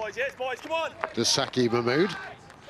But I'm also a believer that, OK, this surface suits slower bowling, maybe the likes of Bopara, spin bowling. But I also think when somebody's got a bit of pace and height, you slap it in back of a length, stump, just on the bails, top of the stumps. I still think, and bowl straight, I still think that's difficult to hit.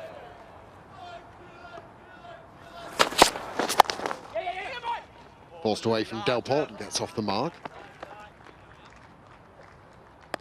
That sort of length, even though he obviously got quite a good chunk of that to get it out towards Livingston. But straight lines, trying to hit the top of the bails, bowl it into the surface. Too many times when bowlers with this new ball think about this sort of service, think I've got to take pace off, I've got to take pace off. Yes, but don't always take pace off. They'll always become predictable.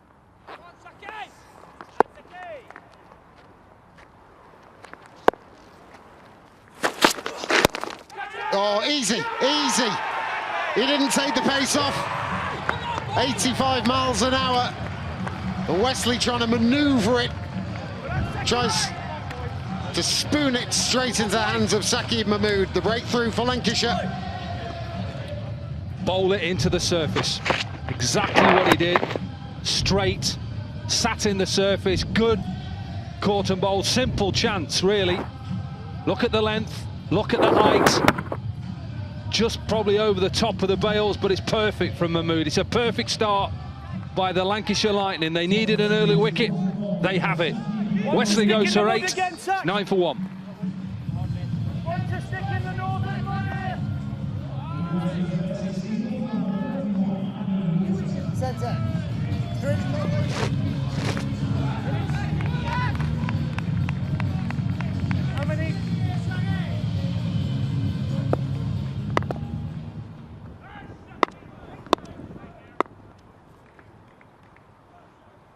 Adam Wheater into face Saqib Mahmood.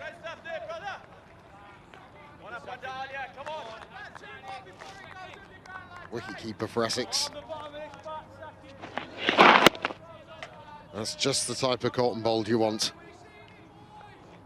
And with just loops. And just on the way that Saqib Mahmood is bowling, or the pace that you were talking about.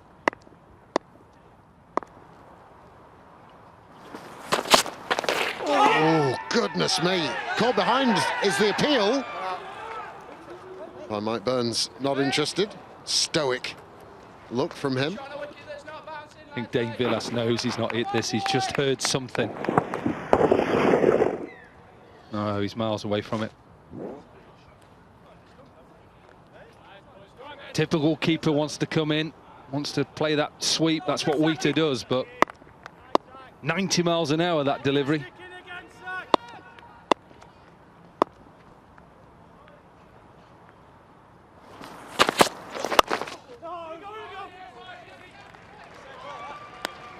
That's a brilliant over from Saki Mahmood. Just the 1-1 and the wicket. 9 for 1 after 2. Yeah, just on the pace that you were talking about and that mindset that bowlers get themselves into, that, you know, they feel that they've got to take pace off it due to the nature of this pitch. Is that why we'll see a lot of cross seamers and wobble seamers from the fast bowlers? Possibly, but I still think if your action is going to look to actually hit that back of a length, or your wrist position, I think sometimes just keep it simple. You can get a little bit of movement, a little bit of seam movement. Doesn't matter what the surface is like. You can hit the surface hard, as we saw with Mahmood there. Sits in the surface, maybe holds up. Brilliant this. I think this is another good move by Dane Villas. You'll watch Maxwell here, who's at mid-off. He's not captain, but he's always involved. He's always looking to change the field. Talks to, obviously, Gleeson. I think this is a good move. Get Delport out, get into this middle order.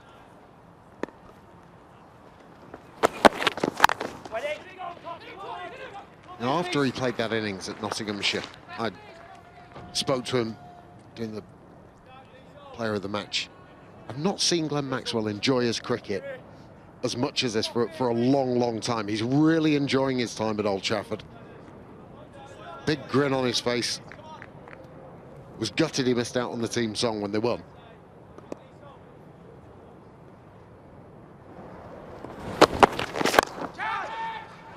Flicked away. There is protection out in the deep. Work to do for Davis.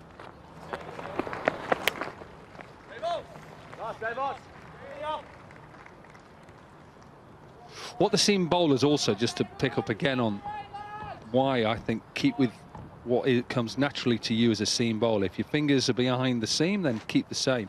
What you're trying to stop is them to hit you back over your head. So that's why it's imperative that you get the length right. Dragged a little bit. Maxwell it is. See, that's slightly over-pitched. The ball before was a better length that went out to, what are they trying to protect? They're trying to protect the square boundaries. What a fielder Maxwell is. These are a very good field. This is probably one of the better fielding groups in the whole competition, what I've seen anyway. They're quick to the ball, all got good arms. Look at his eyes just darting around. Entirety of the field. And that's good, because Dane Villas understands that he can actually control. He can see different angles from where he is. A little bit of rain starting to fall out there. Again, that could make a difference. Listen to what Mark Butcher was suggesting, that actually Lancashire don't want there to be, you'd imagine, a great deal of rain around. That might come on a little bit more.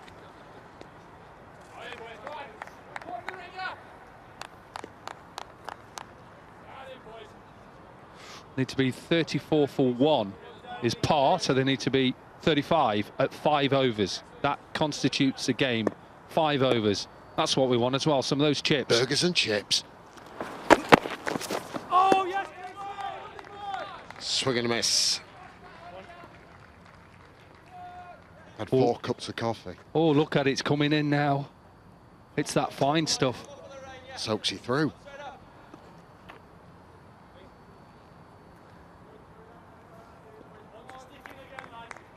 This is where, as a side, you just try and take another wicket here. If you're bowling side, what does the batting side look to do?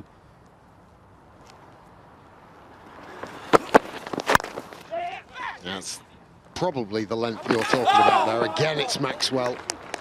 Such a dangerous person to run against. Well, 5 runs coming from that Gleeson over. A good one, 3 overs gone. Essex 14 for 1.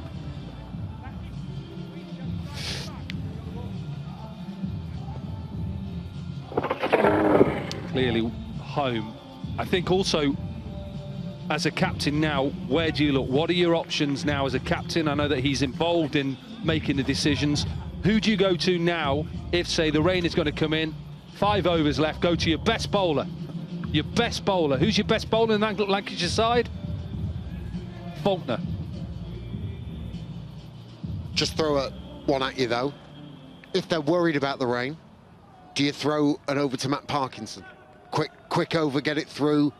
Another spinner from the other end, perhaps? No. Just to get it to 5, no. Given the position you're in? No. I think the umpires are going to stay on and try and get... This game is going to try and finish tonight. What they're going to do is they want it over with tonight, unless for some reason it rains now and they have to come off because it's too heavy.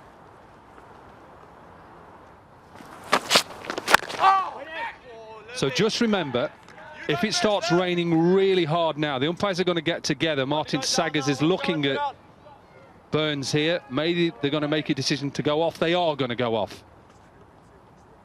You can hear him just say over the stump mic, maybe not picking it up from home, but he said it's just a little bit too heavy at the moment.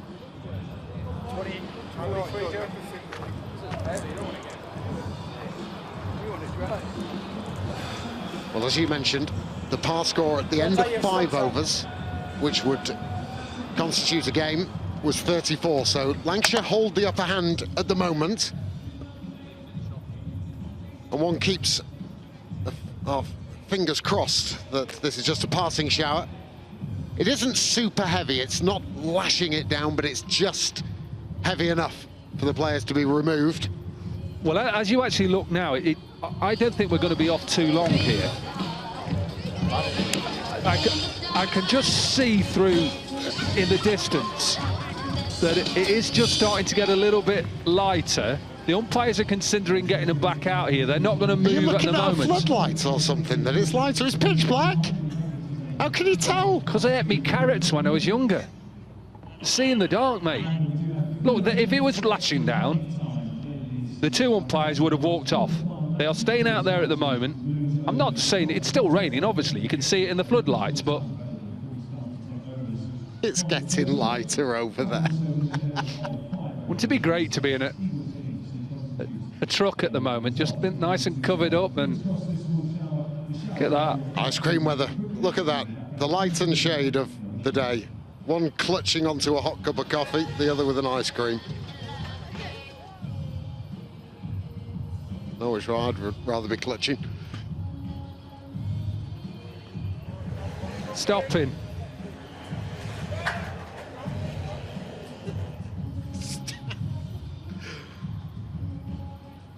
Maybe in Derby that's stopping. I'm just going to have a look at me app I've got. I'm going to see what it... carry on. 14 for 1 then. Essex required it 146 to win from 101 balls. So that rate already has leapt to 8.6, that after just 3 overs. 1 wicket for was that Tom Wesley.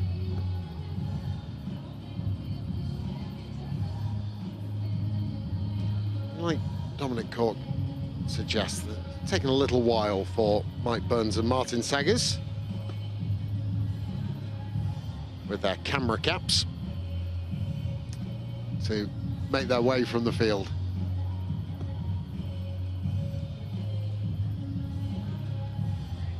The groundsman not in too much of a hurry to get the tarpaulin covers on.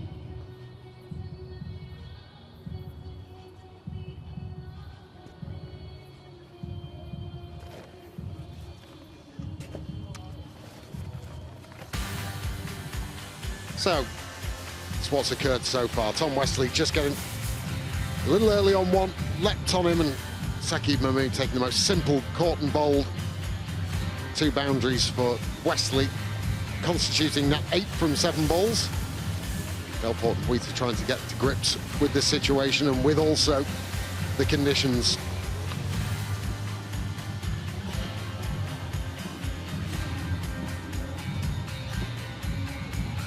Just the 3 bowlers used. Good over from Rich Gleeson as well. Just conceding 5.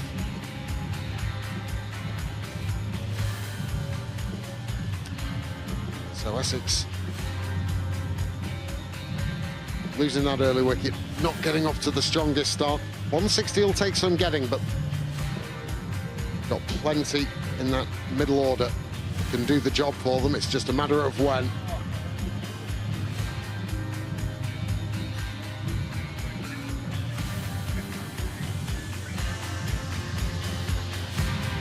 Well, whilst they try and keep the wetness off the bowler's run-up, sand off the wicket, we have to wait just a little bit before we get some cricket again. We'll be back in a moment after this break.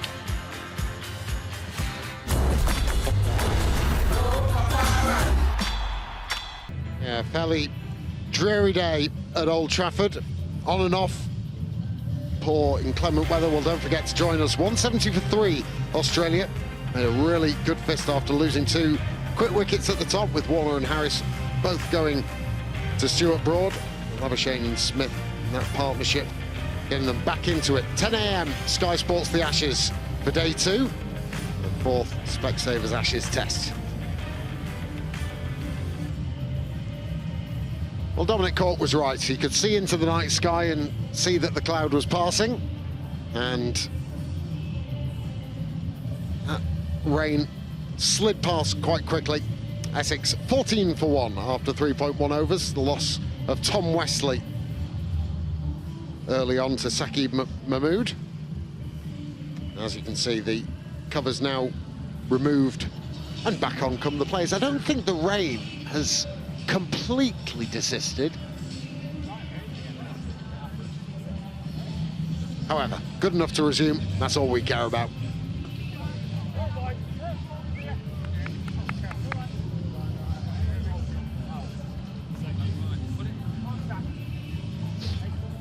I think Lancashire will be happy at the moment. I've been impressed with how Mahmood has started off. Look at the pace.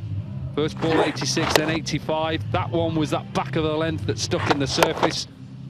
Again, high pace, 90 miles an hour. Bowling straight at the stumps. It's what you get with Saqib Mahmood. Loves playing live on Sky, always turns up for these occasions. He keeps it simple and he does it well. He hits that length hard. And that's what, it doesn't matter what surface you're playing on. If you just run in and keep it simple, as you say, look to hit the top of the bails. On a slowish wicket, I think it's going to take something special for somebody to hit you out the ground. Thankfully, the rain's gone. It's still not the best of evening. It's actually just started to rain again now. Yeah, you're right.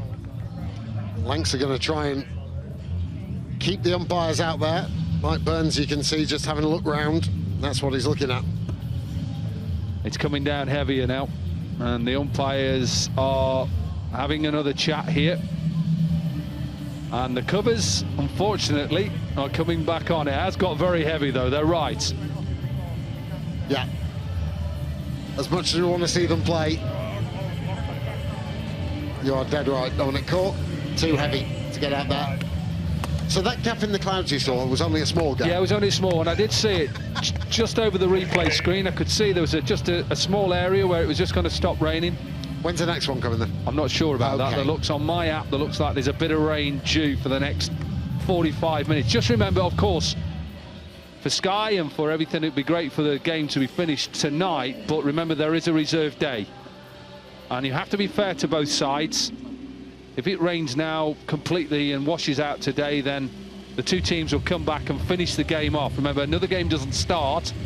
It'll still be 146 for Essex off 101 deliveries.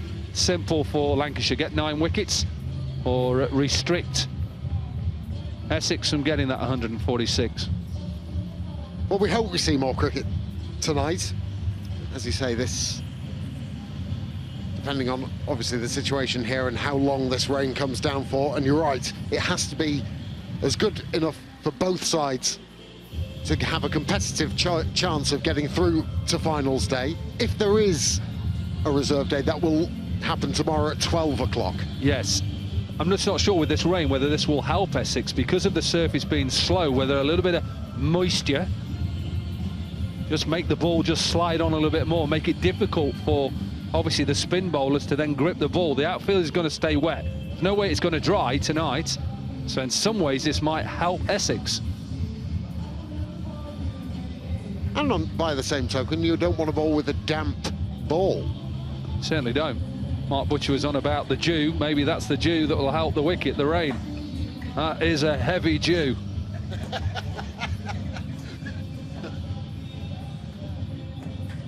It's getting a little bit easier. Umpires, it's so difficult for them because they're not sure. They want to try and get a game in. They keep looking up.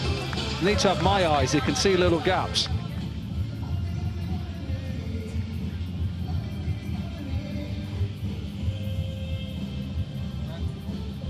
See, you keep conning me. I keep looking out towards the darkness to see if I can see a gap.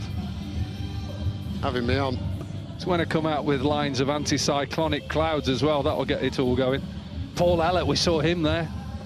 Director of cricket, he's in the changing rooms. There's Waltz just having a word with the umpires. And you know what he's showing? He's showing the app that I gave him last year. £1.75 it cost us. No ads. Well, whilst Walter converses with the umpires, Glenn Chappell you can see just behind Stephen Croft. Big coat night at the Riverside.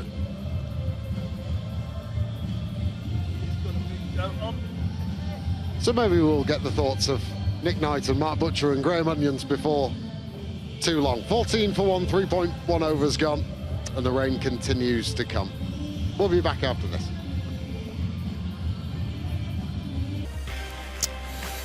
Well, let's hope that the weather improves tomorrow. We still have 3 remaining quarter-finals. Tomorrow at Trent Bridge, Notts Outlaws versus Middlesex. We understand Mujib is returning for Middlesex, so Mujib and AB de Villiers will line up against Alex Hales and the Notts Outlaws. This will be a cracking game. We're going to be following the test match in all those games, so we're going to be on around about 7 o'clock. Friday, Sussex Sharks playing against Worcestershire. That, of course, is a rerun of last year's final. Worcestershire, we understand no Hamish Rutherford. He's gone out to play for New Zealand because Martin Guptill has got injured, and of course he was playing for Worcestershire as well, so all changed there. Saturday, Gloucestershire versus Corky's Derbyshire. Corky's very excited, understandably, about Derbyshire playing in that game against Michael Clinger's Gloucestershire. Gloucestershire have played very, very well in the last few games. That should be a cracking game down there at Bristol, as I say, 6:55. This is where we are. It's a bit grim out there at the moment, unfortunately, but we still have around about 15, 16 minutes before we lose any overs, so we're still a chance of a full game, though it's heavy drizzle at the moment. It's not abated at all, so it's still looking pretty miserable out there. But Essex, in reply, 14 for 1. If you weren't with us, an hour or two ago, Alex Davis played quite brilliantly to set things up for Lancashire Lightning. It was a brilliant partnership with Dane Villas. So they have 159 for 5 on the board. How well did he play, Butch? Really well, yeah. I think for me the key, despite these terrific shots against the new ball, was what he did once the lacquer came off the board and things got a little bit slower out there. He just waited for the ball to come alongside him, played predominantly square of the wicket or behind the wicket. And it's got really good wrist, great timing, and looks to have a sort of a terrific brain for kind of working out the angles and working out his scoring options. Yeah, his ability to manipulate the field really is second to none. I said before the game started, we had Livingston up top, who generally stands still, maybe goes forward towards the bowler and tries to hit the ball hard over the top. He goes sideways across the pitch and use these little dabs and obviously when the spin, which is going to be key on that pitch, going back and using that spin and wait until it comes right towards the stumps and then cutting it behind square, which he did beautifully today. The run-in with Dane Villas was outstanding as well. What we need is a little bit of local knowledge. Obviously, you played a lot of cricket here. What do you reckon? Are we going to get back out there tonight? Yeah, I'm not like what Corky says. It's clearing up because you can't actually see. You can't see a thing. But it's dark at night time, isn't it? It doesn't look great, does it? I mean, it is getting slightly better, but. It's funny because when we came off the pitch, Saki was going to bowl again. So Saki and Glees bowl, 2 fantastic overs there. I was thinking, get another one in. Let's get another one in. But then now it's came down. The grass is going to be wet. I called Parky earlier on, Mystic Meg. He's not going to be able to hold the ball. It's going to be very hard for him to get that ball in his hand and spin it. So it's going to be tough. What's the best case scenario? Look, I think the crowd's here. I think we get the game going. I still think the best team will win. What What do you reckon the players are thinking now, Butch? I mean, there's a reserve day tomorrow, so they can come back and finish the game tomorrow. Would they rather have a potentially shortened game here or finish the game properly tomorrow? If I'm Essex, I want to finish the game tonight. If I'm chasing and there's a potential for a loss of overs and adjustment to, you know, in terms of Duckworth-Lewis, if the ball is hard to grip for the spinners, and for the seamers, and the ball starts to come on a bit better on this pitch, then if I'm Essex, you want to get this game done tonight. Absolutely no question about it. You know, the conditions, I thought they might change in the second half. It's turned out that it's rain that's changed them, but I thought that there would be a change and that batting might be a little bit easier in the second half of the game. So, look, if we can get it on tonight, all these people that have travelled up here, I know that, as I've said, there's a marquee full of people watching a big screen back there at Chelmsford as well. You know, it'd be terrific to reward those people for their efforts to come out and support this quarter-final with finishing the game tonight. Quite a tricky one, isn't it, for the umpires, because they've tried to get them out. It doesn't look like it's raining, if anything, at the moment, does it? I think we'll get the overs in, but I think like right now, I would, from Lancashire's point of view, I'd probably rather start again tomorrow. I'm with Butch. You know, from Essex's point of view, is that I want to get the ball as wet as you possibly can. You know, the spinners who are going to be crucial on this pitch, not going to be able to hold the ball, and obviously in the field as well, it's going to be tough. I still think that we've got, you know, Lancs have got that ability with the, you know, the extra pace. I mean, you see the way we started. We've got extra pace, which makes the slow balls even more effective. Essex's pace was generally down. We've seen some balls there at 90 mile an hour from Mahmood, which is great. Makes them cutters and them cross seamers into the pitch just a little bit harder to play against. They're out there again, out trying their best to get the players back out there. It doesn't look like it's raining at the moment. It looks like the groundsmen are rushing to try and get the covers off, which is a good sign. I don't think it will take long. Once they make the decision that they can get back out there, the players will be ready, and it won't take much to get those off either. So I don't think we're going to be in for much more of a delay, which of course is good news. Whilst we do wait, though, what about the innings of Dane Villas? What about the contribution that he's made to that score that they have on the board? Yeah, I mean, obviously I'll touch on this game, but it's been the whole season, really. I mean, he's been absolutely outstanding. You're talking about hitting the ball, you know, 360, reverses against the spinners, runs hard, puts the ball under pressure consistently, hooks and pulls really, really well. He's got an all-rounded game. You know, he's a quality performer, without a doubt. You know, he's our captain. He leads by example. I mean, he actually only came back today because I think he was at a funeral. It might have been his granddad's funeral. So for him to come back and first year as captain, you know, we love him. This year he's been really, really good. You know, he's been our star performer. We get the odd chance to speak to him when we speak to the captains after games. It always seems very measured and very calculated. Is that what he's like up there with you guys? Passionate and calm and collected, really. I mean, he knows what he wants. He tells you, which is good. But also when the pressure's on, he's got a cool head. You've got to remember as well, he has got a very good team, a very good squad of players that are willing to do anything they can for Lancashire. Obviously, we've got some fine overseas in Maxwell and Faulkner, but they've bought into what Lancashire are trying to do as a team, as a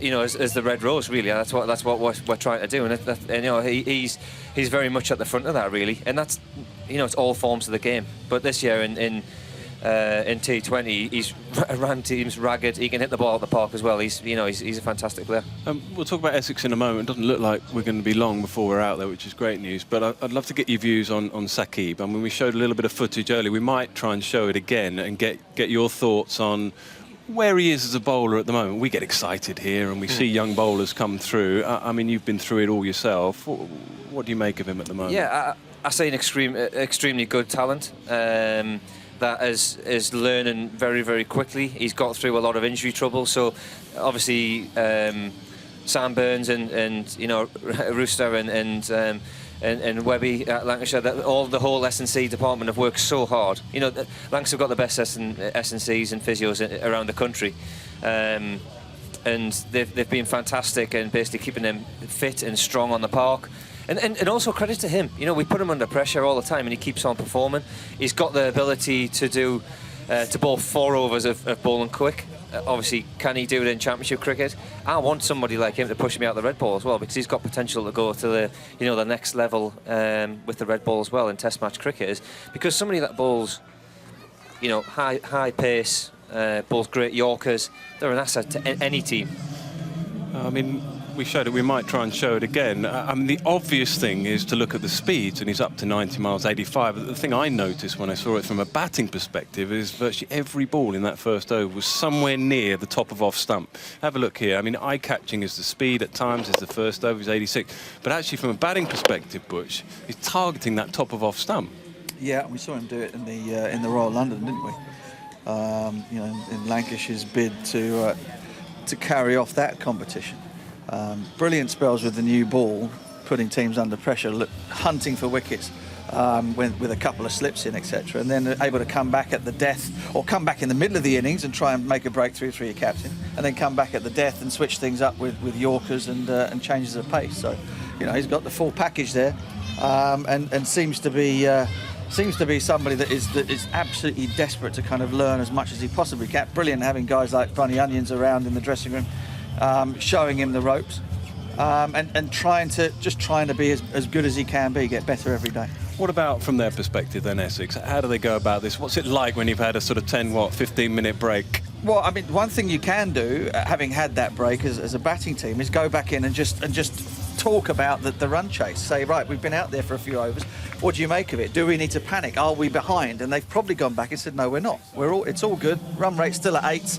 That's not a big ask if we can get a partnership together.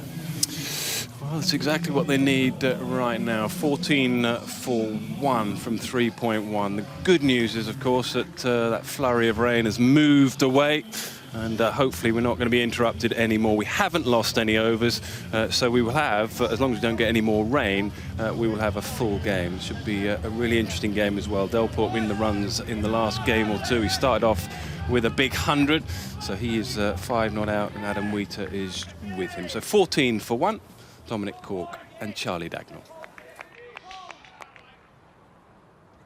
Thank you, Nick. The all-seeing eye, Dominic Cork, was right. Would get more cricket. Taki Mahmood to continue his over.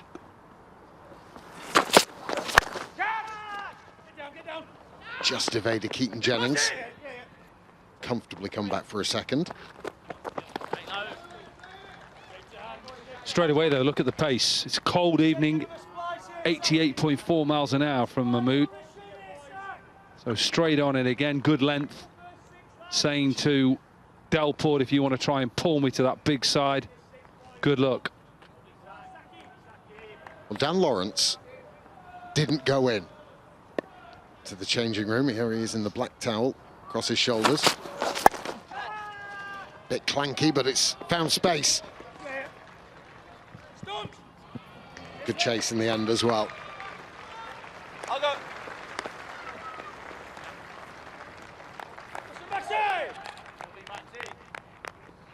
Just spoken to him.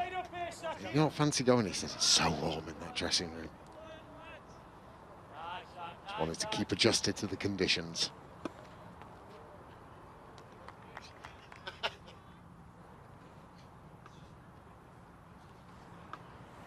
Might have popped in for 5 minutes.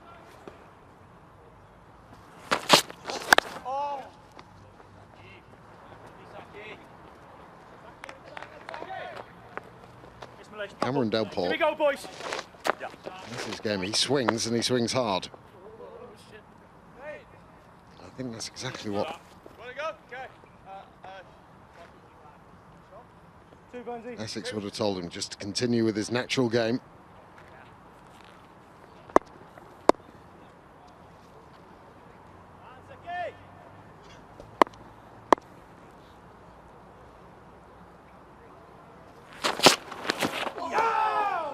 Again, it's movement in the crease from Wheater. We saw him try before the rain came and get right outside the off stump. This time he's gone inside it. Similar result though, both going through to Dane Villas. Follows him this time. It's good from Mahmood. Been a good over, only 5 runs from it. Remember, it's been a truncated one with the rain that we've had. Last ball of the 4th over.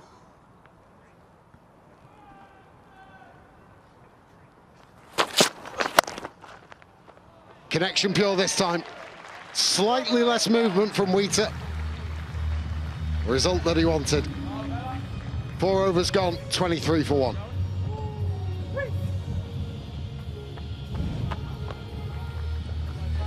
Just a little bit fuller, only slightly, because he's quite a short, stocky man, Adam Wheater.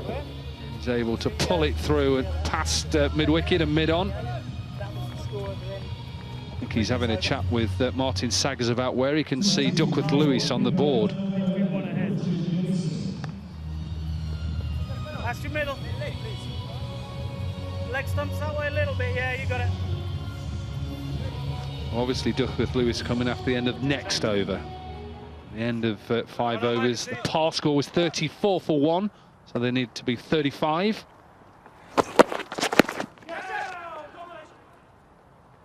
Gleeson, quite a length between his first and his second over. Have to always say par score, especially if Sean Pollock is listening somewhere around the world. Oh, I can imagine he is. Got it horribly wrong, didn't he? Well, I'd never really remind him too much of it. Durham, I think it was, his home ground. Amazing what captains can do.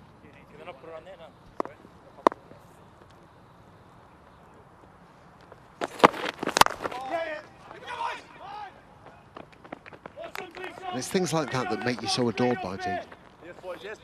Constant reminder of people's mistakes. Got to be honest, haven't you? Say the truth. Not lying, am I? No, but you poke them. Of course I do. It's part of it. 88 miles an hour from Rich Gleeson.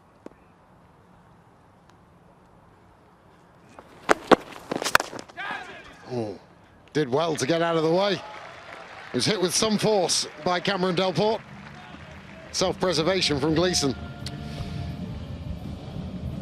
Overpitched again. We saw that when Wheater hit Mahmood from that fuller of a length, slower delivery as well. And once it goes past the bowler, it's going to go in between mid-off and mid-on and race away. Wet ball now, just been dried by Glenn Maxwell. Again, it goes back to that length that you were talking about, though, that quick bowlers are trying to hit. Maybe a yard shorter than that.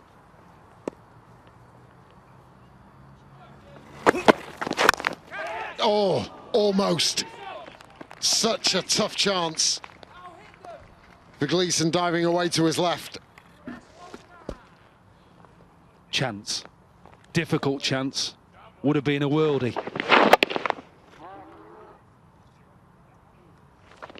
Never easy off your own bowling, is it, Daggers?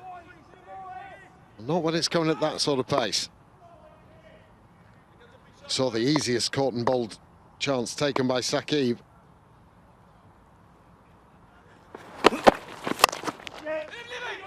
Gotta be quick, gotta be quick. Well, that throw was bounced quite short into the turf, hence why it just went over the top of the stumps from Liam Livingston. Dangerous game.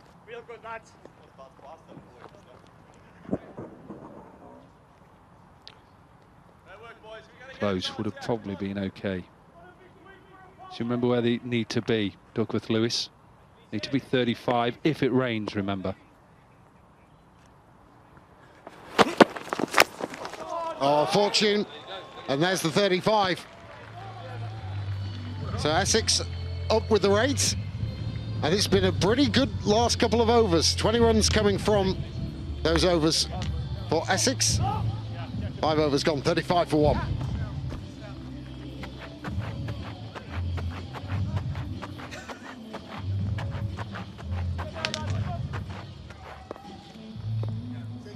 Left arm over.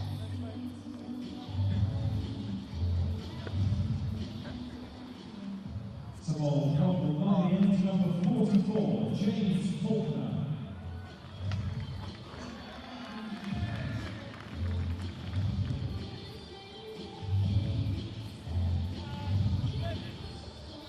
Oh, very much in touch at the moment, Essex. Plenty of batting to come. Dan Lawrence, Ryan Tendescarter, Ravi Bopara.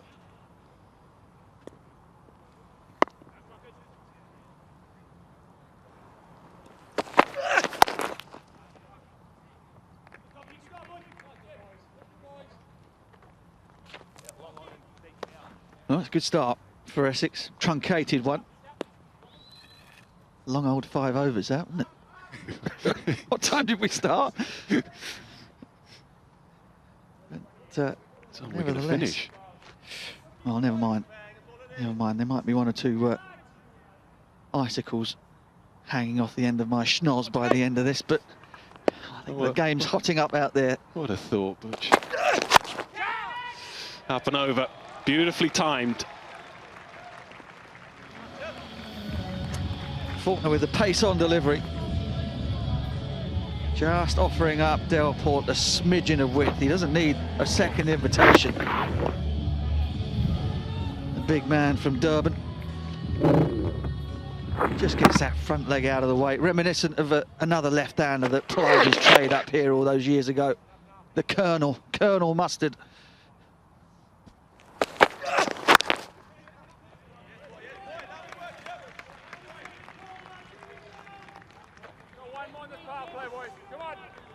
As I said repeatedly, and apologies if you're sick and tired of me saying it, that at this time of the evening, under the lights, the ball came on better last week. It looks to be doing the same here now.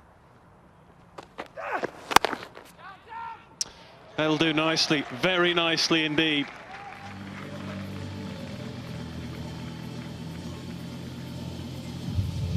Got to be so tight to middle stump bowling at Cameron Delport. No interest whatsoever in sort of covering the line of the ball. He's always going leg side, or his body's always going leg side, I should say. He's just looking to create some space, and he crashes it through the covers again.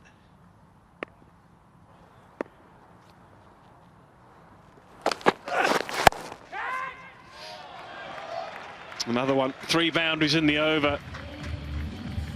Faulkner's just trying to target the top of off stump, and at the moment that's just a little too wide, because as Butch says, he's just moving leg side and he can throw his hands at the ball. It's brilliant batting. Yeah, I reckon we got a game on our hands here. Lancashire are going to have trouble with a wet ball. They can get it changed. We saw that happen up here last week.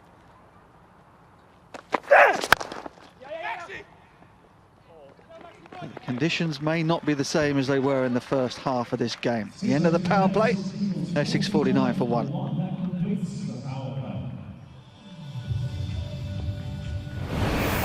That's not been easy for batsmen or bowlers with the rain delays. 49 for 1 represents a very good effort. Ball is maybe just sliding on a little bit more now. Naheed Mahmood with the wicket. They are very much in touch at the moment, thanks to Cameron Delport, 32 from 20.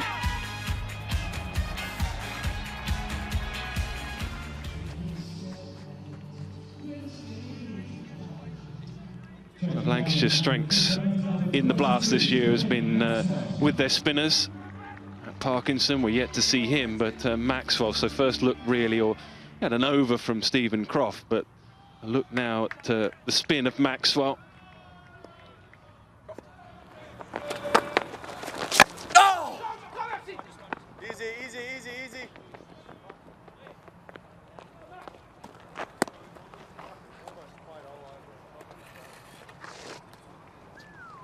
50 up for Essex.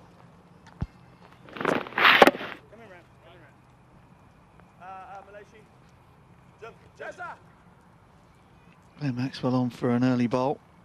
Go, Maxwell. Lots of cover out on that big leg side boundary. Oh! Whoa, Maxie, I like that.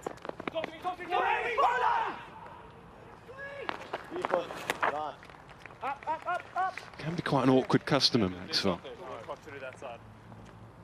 Bowls at times round the wicket. He bowls with a very low arm. So the angle is always coming into the left-hander.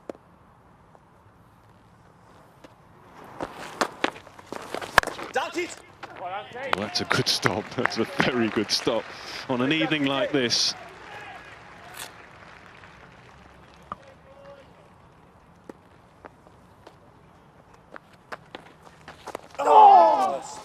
Cleverly played. Very cleverly played.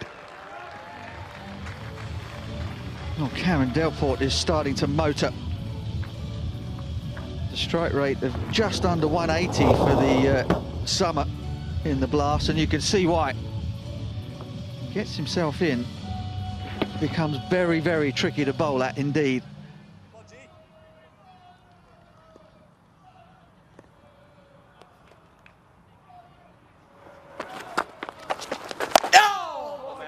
There's that round arm delivery. That's what Max was hoping, almost to set him up a little bit. Only one option. Come on, Maxwell.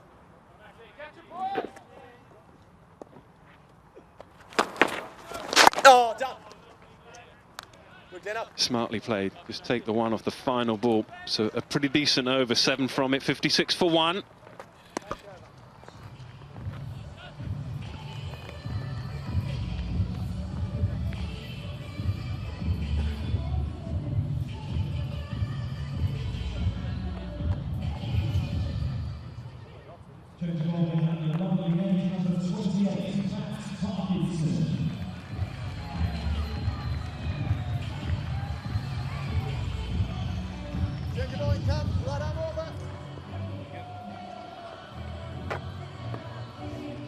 Time for the leading wicket taker in the competition this year, along with Ravi Rampal. Matt Parkinson, 21 wickets to his name. He's been simply outstanding. Won't have it to all his own way necessarily. He'll have a slightly wet ball, a damp ball. Won't always be easy to grip. Wet ball and very, very cold fingers. Oh, nice, Parky. Yeah, might be a bit of a challenge for him. Strong breeze. Wind, really, more than the breeze blowing in from the north. It's just whipping straight down the ground. Come on, boys, here we go. Come on, couple of dots. So he does have that protection behind him, back over his head. It'll be difficult to clear the boundary. Oh, you haven't. Somehow gets away with that. Beautifully flighted from Parkinson.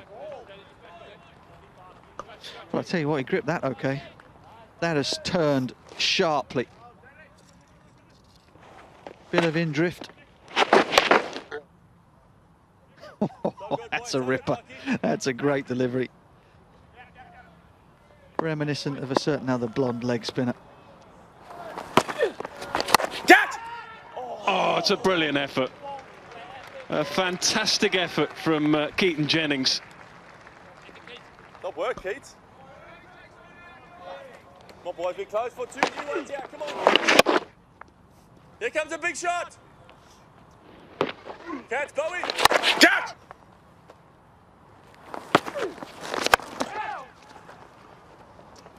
Finds the gap, yes, finds the gap. 2 men lurking in the deep, but at the moment, it's all about Cameron Delport. He's going to be important here, Cameron Delport. Next 3 or 4 batters due in for Essex, all right-handers.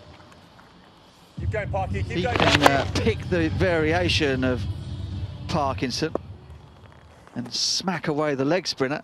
He's going to cause him problems. Cool. Not ideal. Well, that's going to stink. Again, it's a leg break. It's absolutely slammed back at Rita. Fails to get out of the way. Drizzle falling here at the Riverside again. Oh, it can. Oh, nice, Parker. Nice, boy. Again, intelligently played, just taking 1 off the last ball, so he stays on strike. 9 from the over, 65 for 1.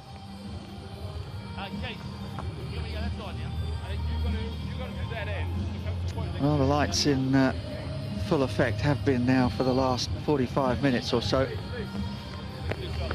Slight rain falling again, wind whistling down the ground, and Cameron Delport batting up a storm out there, 44 from 29. One ball. Cock. Yeah, boys, one ball. Yeah, one ball.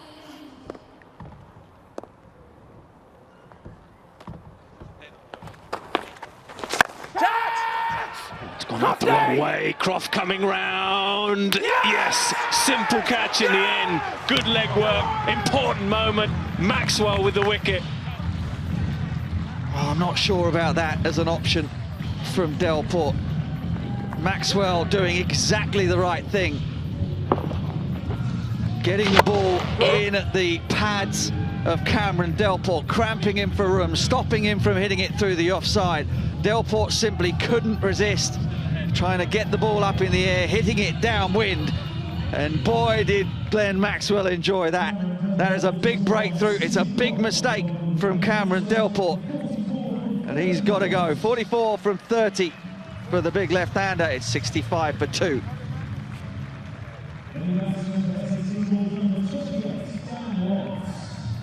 Running, Jazz.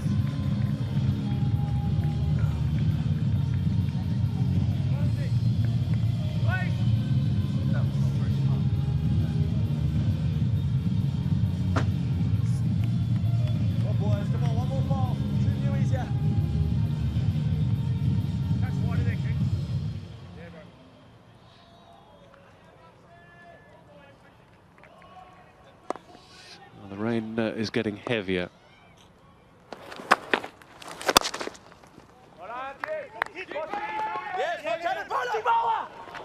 Have to hurry. Have to hurry. Direct hit. Struggling.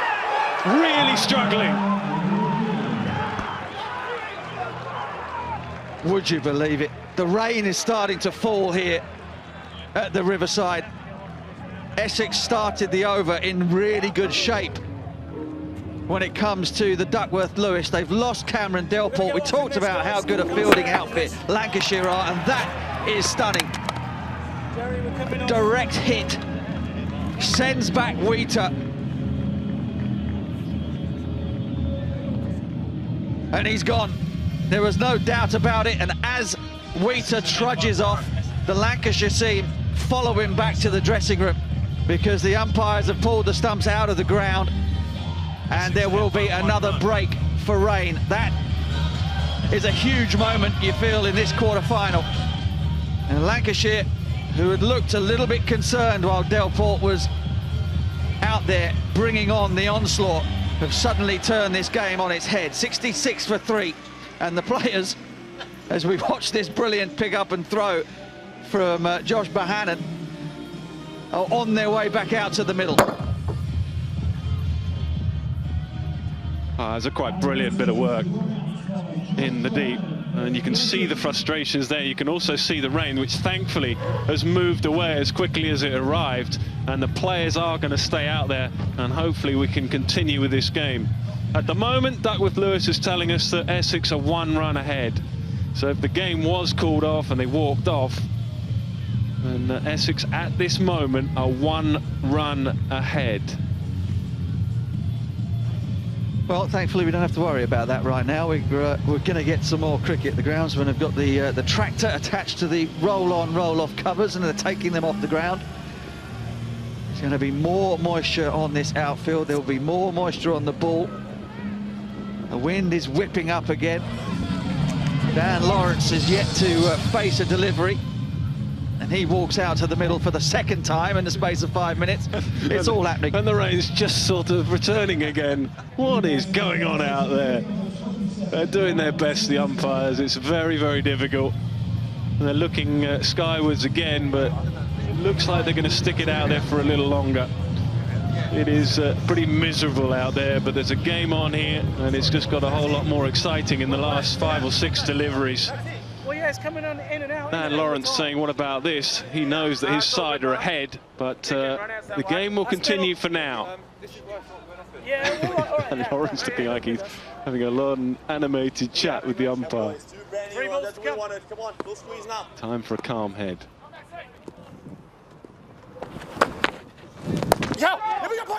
Oh, no.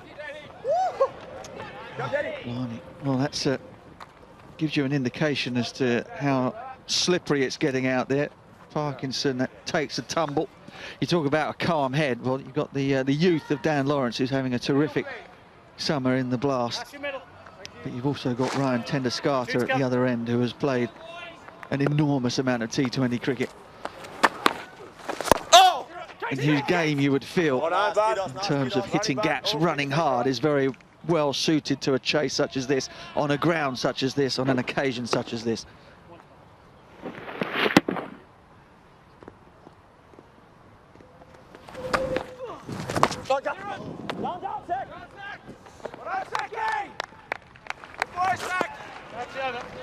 Very tense out there now. Essex were cruising with Cameron Delport.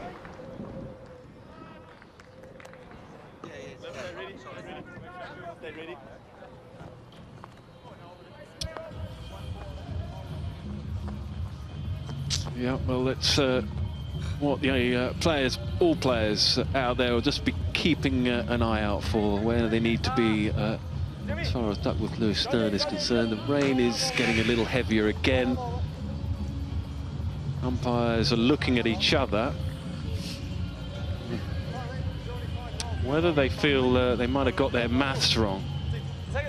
We think there should have been another ball in the previous over. Over, and it looks as if they're just going to go back. There's a little bit of confusion out there, but looks like they're going to go back out there and try and, yeah, they're going to bowl that last ball, which should have been bowled. As if we needed anything more to be happening out there. This is brilliant. Okay, well, better to get it right, that is for sure, because whatever happens, things are going to be very, very tight out there. We have a game, 5 overs have been bowled. Duckworth Lewis Stern is now in play. Essex are marginally ahead, despite losing 2 wickets in the over. They're 3 runs ahead as we speak. The run chase is 8 and over, which in this form of the game is not a lot. Oh, nearly. If anyone could take that return catch, it was Glenn Maxwell. Finally through the over, 70 for 3.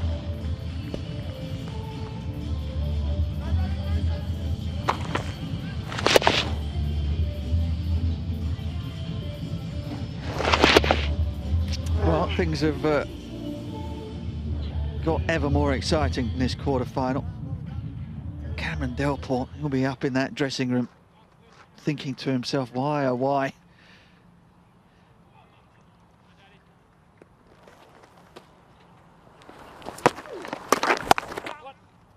Parkinson to continue.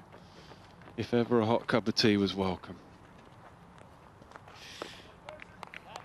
So this is very handy for Lancashire, and Parkinson has got 2 right-handers at the crease again.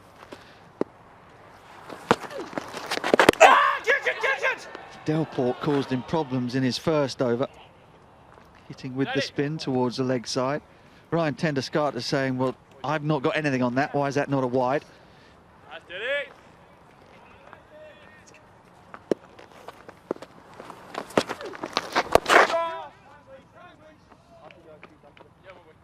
Well, I don't know about you, Nighty, but I hope we get a finish. I hope this game goes to its conclusion, because everything out there at the moment points to a terrific game, well, a close finish. He can tell us, because he can have a look and tell us.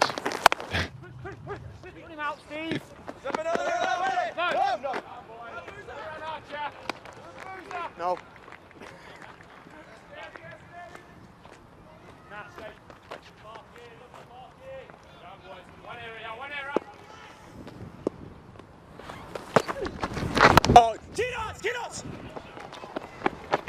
Excellent run.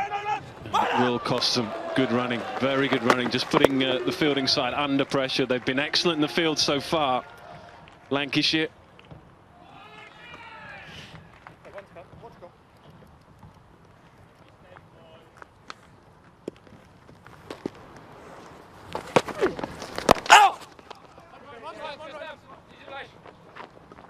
Just knocking it around for now. 6 from the over. 76 for 3. Just the thing with the Duckworth Lewis in a chase. Hang on, is that over? It is over. 10 gone, 76 for 3.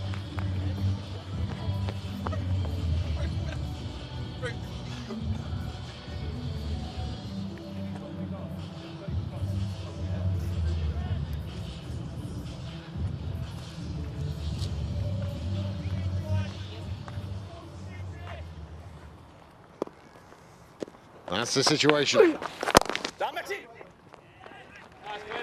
2 ahead at the moment, Essex.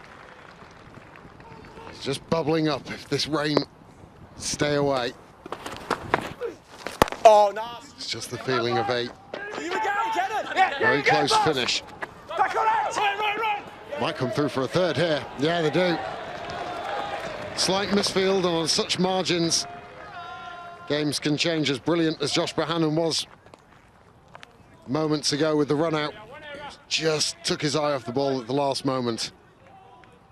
Where's your money, Graham Onions?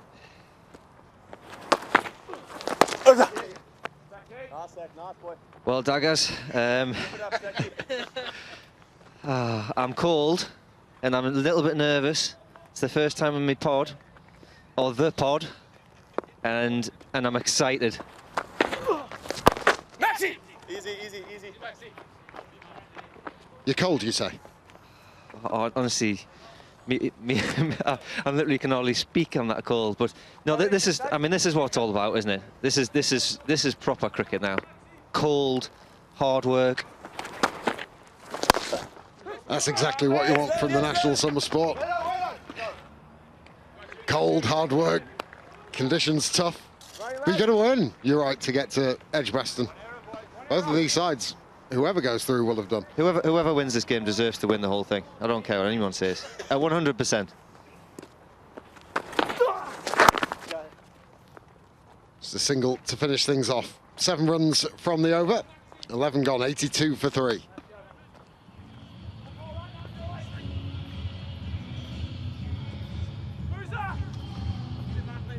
So still slightly ahead of Duckworth Lewis are Essex, 3 runs ahead. At the end of the 12th over, they'll need to be 87. I just wonder if that's actually quite a good thing from Dan Lawrence and Ryan Tendescarter's perspective, that having that number on the board is just a focal point for them, so they can play accordingly. Yeah, I think it has to be. I'm just thinking out loud a little bit. Yeah, if I was Dane Villas, I mean, he's bringing Livingston on now. I'll bring one of my pace bowlers back now. Yeah, try and bring Gleeson on. Just try and get another. We've got to keep taking. These guys are going to run non-stop now. Licorice all sorts from Liam Livingston. 2 from the first. Now, if a wicket was taken, and Essex would need to be 91. If a wicket fell this over, they'd need to be 91 at the end of the 12th. Perfectly poised. Perfectly poised. That almost didn't come out your mouth, those 2 sorry, words. my teeth are chattering.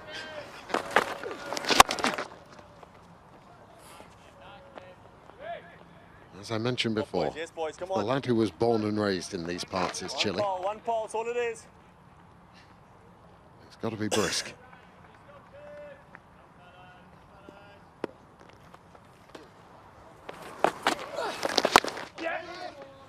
Easy, easy, easy. Back in Low Fell, where I'm from, they'll probably be in the local, like in a beer garden or something like that. They'll have vests on and Bermuda shorts or something like that. Easy, Parky, 1 boy. So what happened to you then?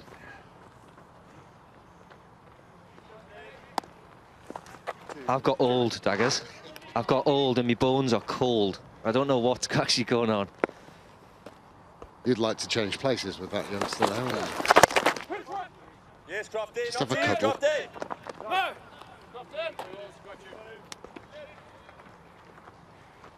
Top work there, boys. See, that's how they breed them hard up here. Take them down the cricket at that age. in September. Uppish, but safe. Long chase for Faulkner, just doesn't have the legs. Great end to the over for Essex. Tender Scarter, perfect placement. 10 runs from the over, 12 overs gone. Essex doing nicely here, ahead of the rate, 93 for 3.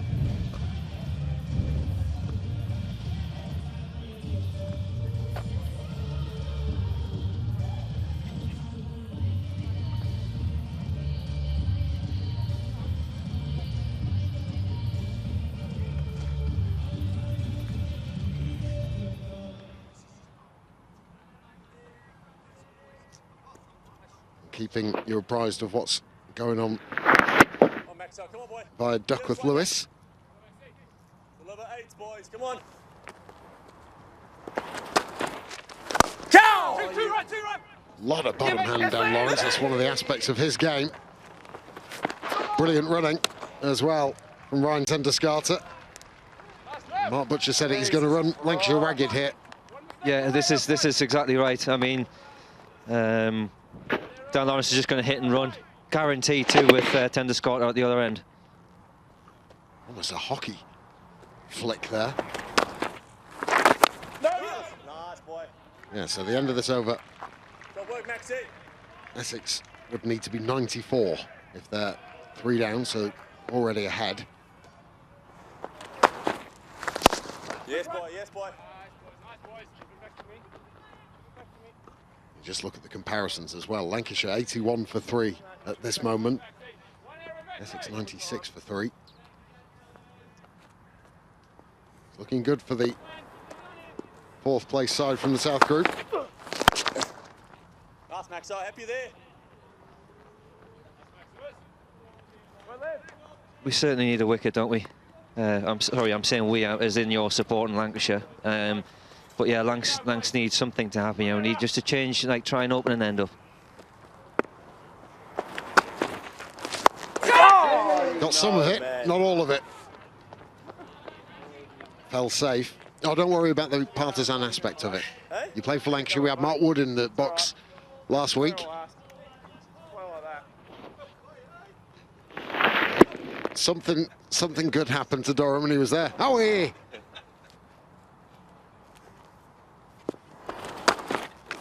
Oh, nice. That's good cricket, really good cricket. The experience of Ryan Tender-Scarter, seeing through another over. The 100 is brought up. 13 overs gone, 103.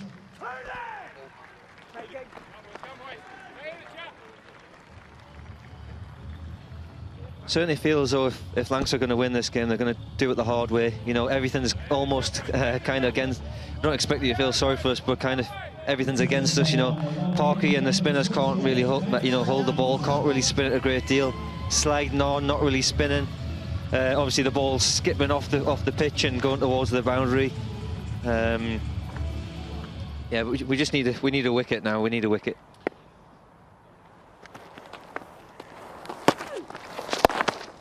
Just get the feeling they're going to try and push for a second here. Right decision in the end, as Maxwell it was who was patrolling the deep mid-wicket boundary. But what you said earlier on about getting one of the quicks back on, I think so we've got to force the issue a little bit here.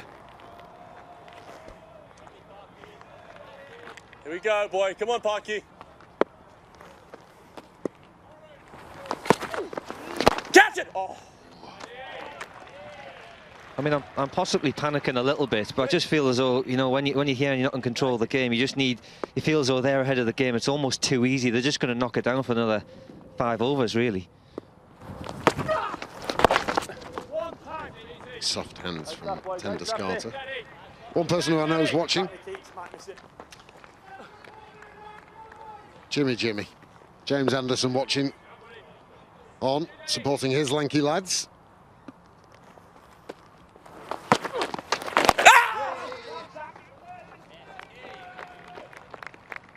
Wonder how he's feeling. Yeah, gutted for him. He's been outstanding. He's put in performances, and just at the wrong time, he's just picked up a bit of calf trouble.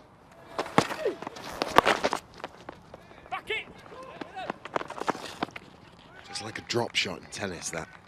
Just almost taking the bat away from the ball as he just touches it into the onside. I wish him a speedy recovery. And I'm sure from his perspective, he'll be hoping that mood will be brightened with Lancashire victory here, but Essex going well.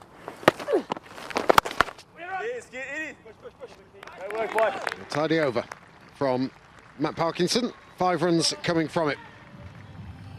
105 for 3 after 14.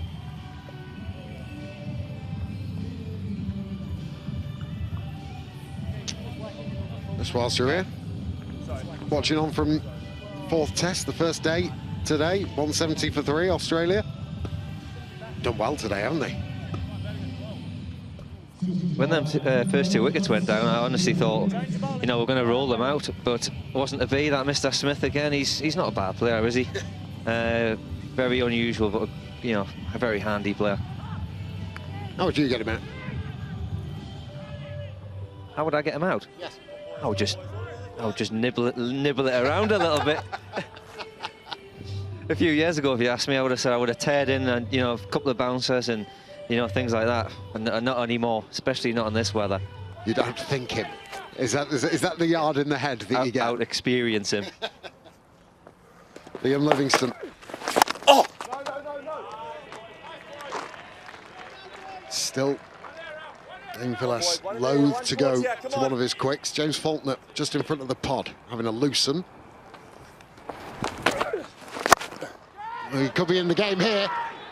Oh, there's a miscommunication. Oh, he does so well. Brilliant, James Faulkner. Jimmy Faulkner. Him and Maxwell almost had a conversation whilst the ball was in the air. Is it yours? Is it mine?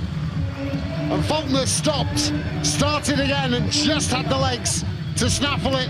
Maybe that's the breakthrough that Lancashire so desperately needed to get back into this game. Was it needed? Was that shot needed? What a fantastic catch, though. Absolutely outstanding. That's why he gets paid the big bucks. That's why he's the main man for us. Great, great catch. Slight bit of communication down at there, mid-on and mid-off. Maxwell shouting yours. Jimmy Faulkner shouting yours. Dan Lawrence, fantastic catch. He goes for 15, 105 for 4.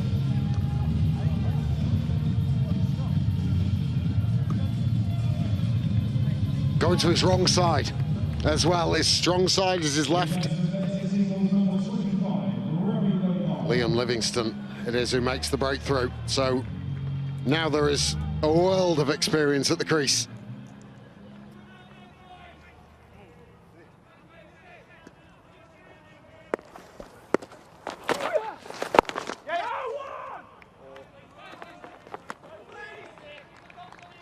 Just Delport's shot, and then obviously that last one there from Lawrence. Did he need to play that type of shot?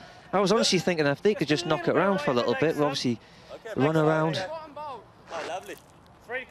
Key wicket that for Lancashire.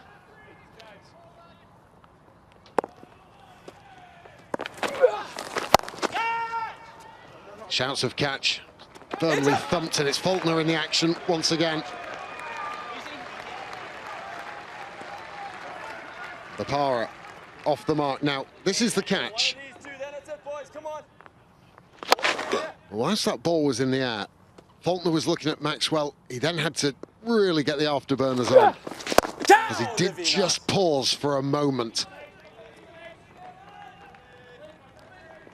Duckworth-Lewis changes again, the end of the 15th over. Essex would need to be 112. That's how much difference the wicket makes.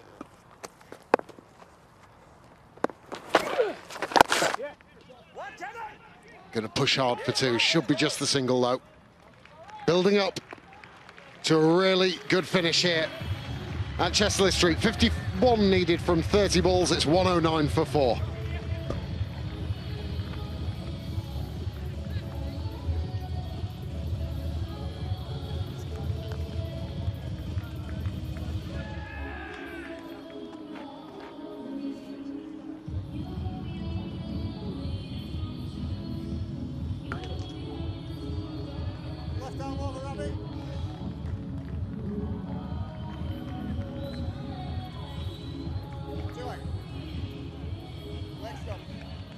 Well, wicket's the name of the game for Lancashire captain Dane Villas.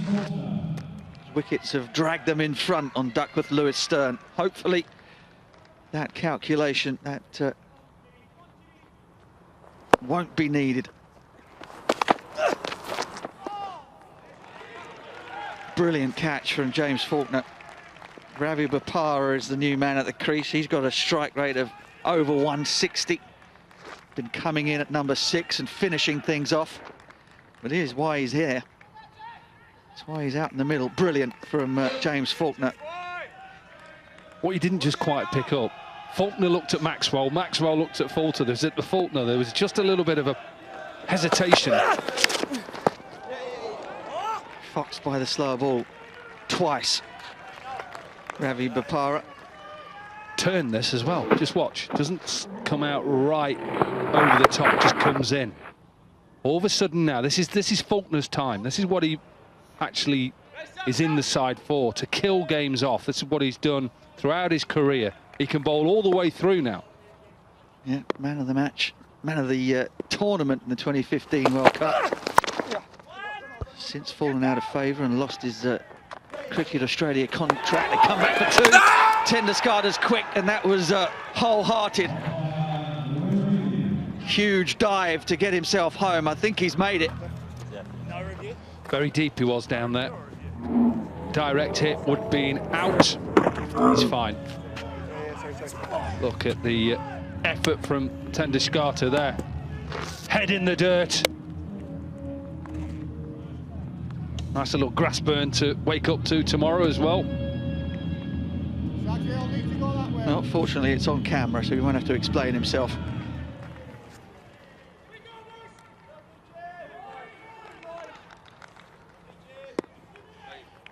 .48 from 27 now.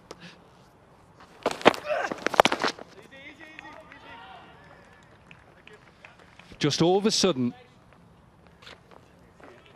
Lancashire are just starting to come back into this game because of what is left here for Essex. 47 from 26.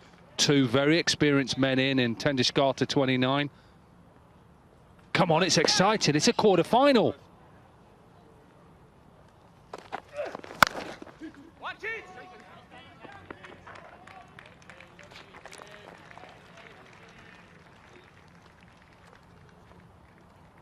Well, all the experience in the world for Essex at the crease at the moment. Ryan Tenduskarda, 29 from 23. Ravi Bopara, who has excelled in his role as a finisher at number 6 in the order. They've got a big job to do. 4 overs to go. 4 for 4. He was here on main event. If you want to catch the debate show from the test match at Old Trafford, then switch over to the Sky Sports Ashes channel. Stay here towards the end of this one.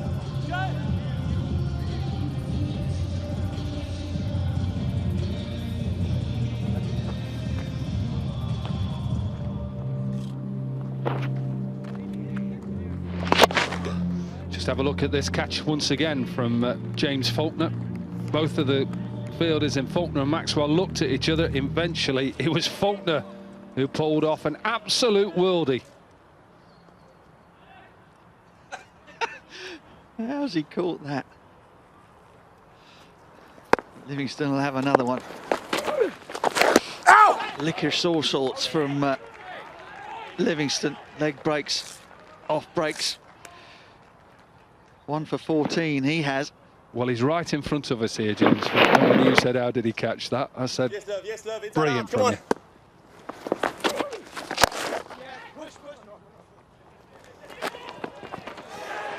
Straight down the ground, not even Glenn Maxwell could cut that one off. That's a welcome boundary. They all are at this stage. Well, it's an important over, Butch, now, because Lancashire are just getting a grip of the game. Essex are after a big over here, and I think they think Livingston is the man to get after. Important boundary in the first 2 balls. That one miscued, but they'll pick up a single. There'll be 2 left from Faulkner. from the Lumley end. Nice squid, nice squid. Here we go, And then boy. you'll imagine that it'll be There's a big shot. Catch Saki it, lads. Mahmood who will close things out or attempt to. Oh, that's a filthy delivery. It's a really bad ball and it has been dispatched by Ryan Tendescata. Went for the flipper, the zooter out of the front of the hand and just been pinged away for 4 behind square. Yeah, dragged down. It's a good over now for Essex. 2 balls left. 9 from the over. One, Jimmy, yes, boy. Poor delivery, but he gets away with it. Real trouble now. Liam Livingston can bowl off breaks, can't he? You would imagine that with the ball One pass, one for me, please. gathering moisture.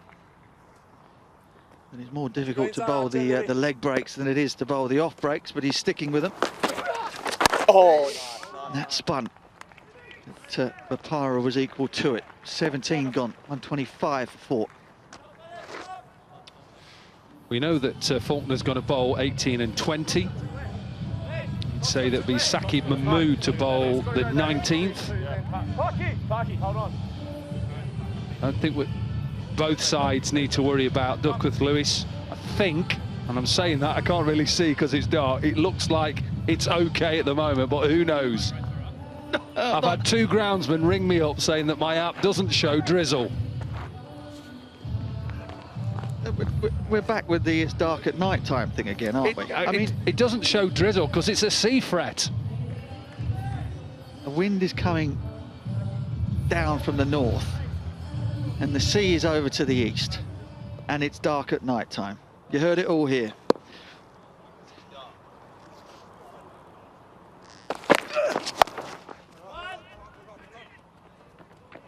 Only be a single. 34 now from 17.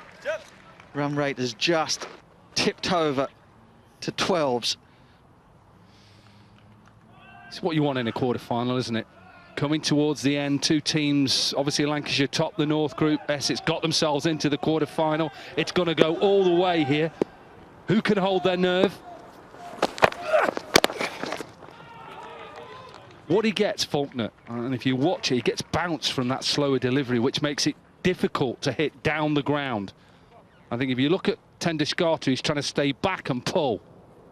Because he's so tall and he comes out of the back of the hand, he gets bounce. He's very hard to pull, but he's also very hard to hit down the ground. That's why he's so good at the end.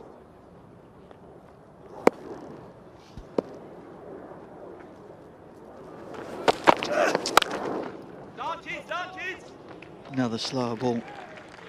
The variation will be the full pace delivery, you'd imagine, from Faulkner. Rate just keeps climbing. And Butch, this is when as a bowler you just think you're happy with ones. Look at his first 3 balls, 3 singles. Now he's thinking, no boundary. This ball, no boundary.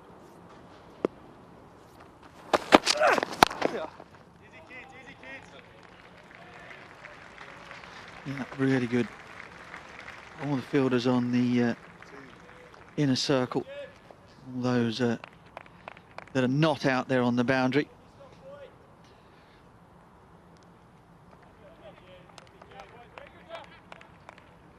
Four singles from the first 4 balls of the 18th.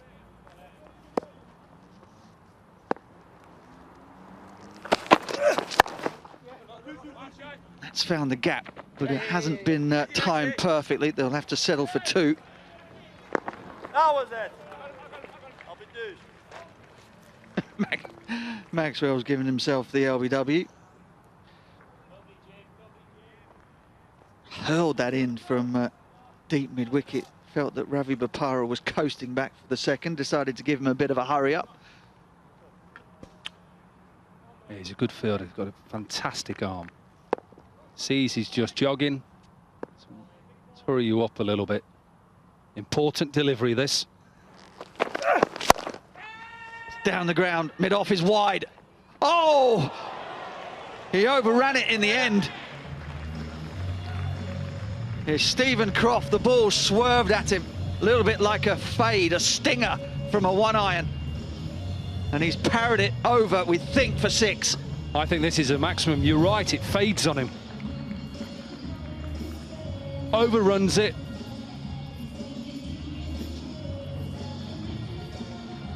This is going to be the angle. Does it bounce before it goes over? No, 6. Big ball, that. Big delivery. Could have been a wicket, wasn't. End of the 18th, 137 for 4. I'll tell you what, that's a big, big moment. That over was looking particularly painful for Essex. Just the 6 runs from the first 5 deliveries and then doubled with this amazing strike from Ravi Bopara. That is into the wind. There's a long old carry out there, and it just had enough swerve on it in the end to fox Stephen Croft.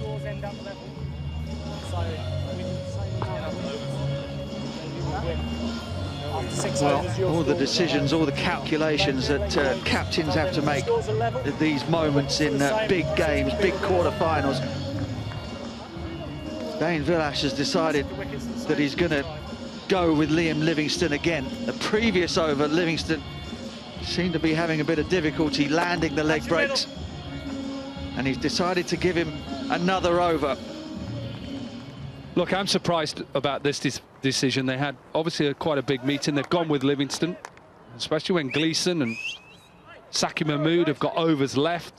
Faulkner will bowl the last one, we know that. You see that Mahmood had 2, Gleeson had 2. They've gone with Livingstone. Oh, he's going to have to hurry here.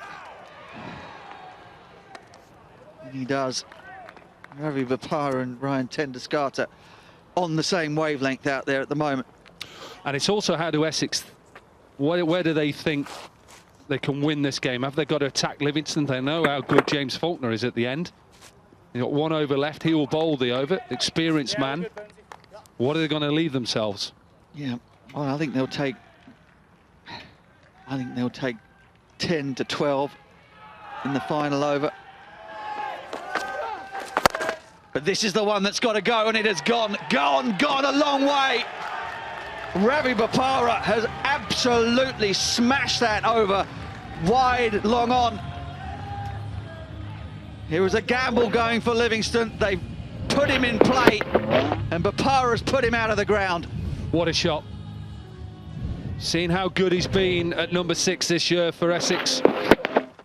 Cut! He goes again. That's going to go all the way. Faulkner! Even he can't haul it in, and the gamble is going wrong for Lancashire.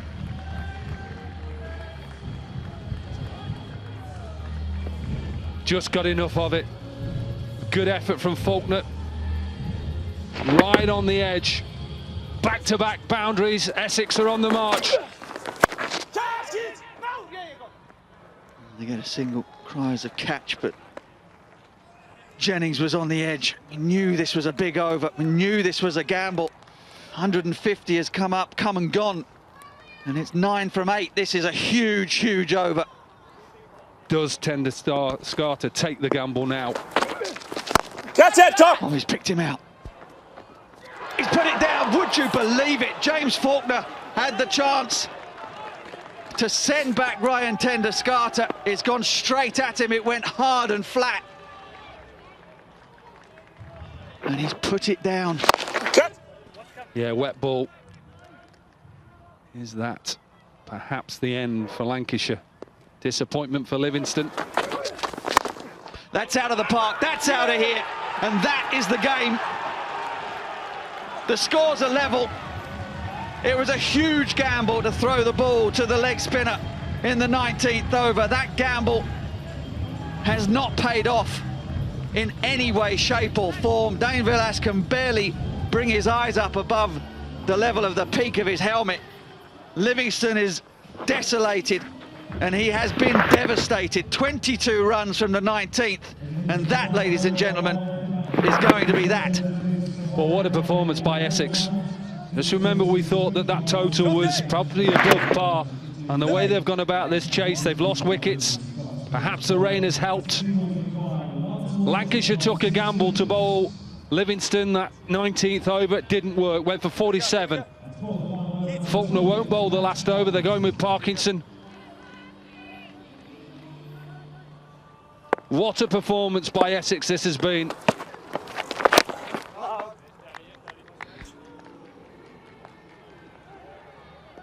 Bowling leg breaks, part-time leg breaks at these two players, Bopara and Tendusgarter.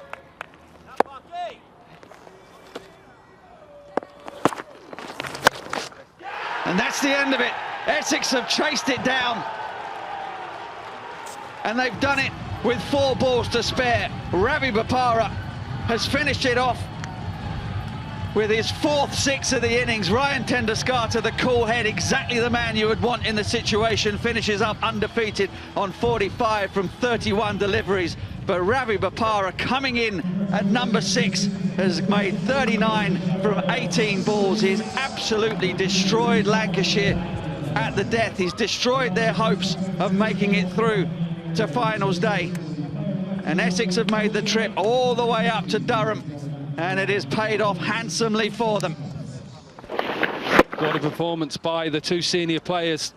Tendusgarter 45, Ravi Bopara 39 from 18 deliveries, 4 sixes in that innings, a strike rate of 216 from Ravi Bopara. And what a performance. They've upset perhaps the odds. They've come to Durham to take on the team that were top of the North Group, and in the end have won quite comfortably. Well, that is quite brilliant. Lancashire wanted,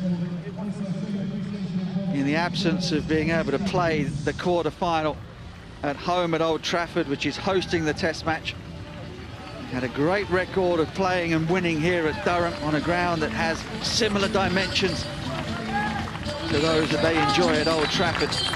But Essex won the toss. Simon Harmer said that at this time of year, the dew and the moisture and the rain may well have an effect in terms of changing those conditions. Lancashire posted 159 for 5 and would have been happy with that. But Essex have taken full advantage of the conditions. And their 2 most experienced players have seen them home in some style. Bitterly cold night up here at the Riverside ground. But that won't matter one jot to Ryan Tendusgarter and that Essex dressing room. Essex, of course, very much in the hunt for winning a 2nd championship in 3 years in the red ball game. They've propelled themselves to finals day in the shortest format here at the Riverside. What a performance, what a run chase, and what disappointment for Lancashire.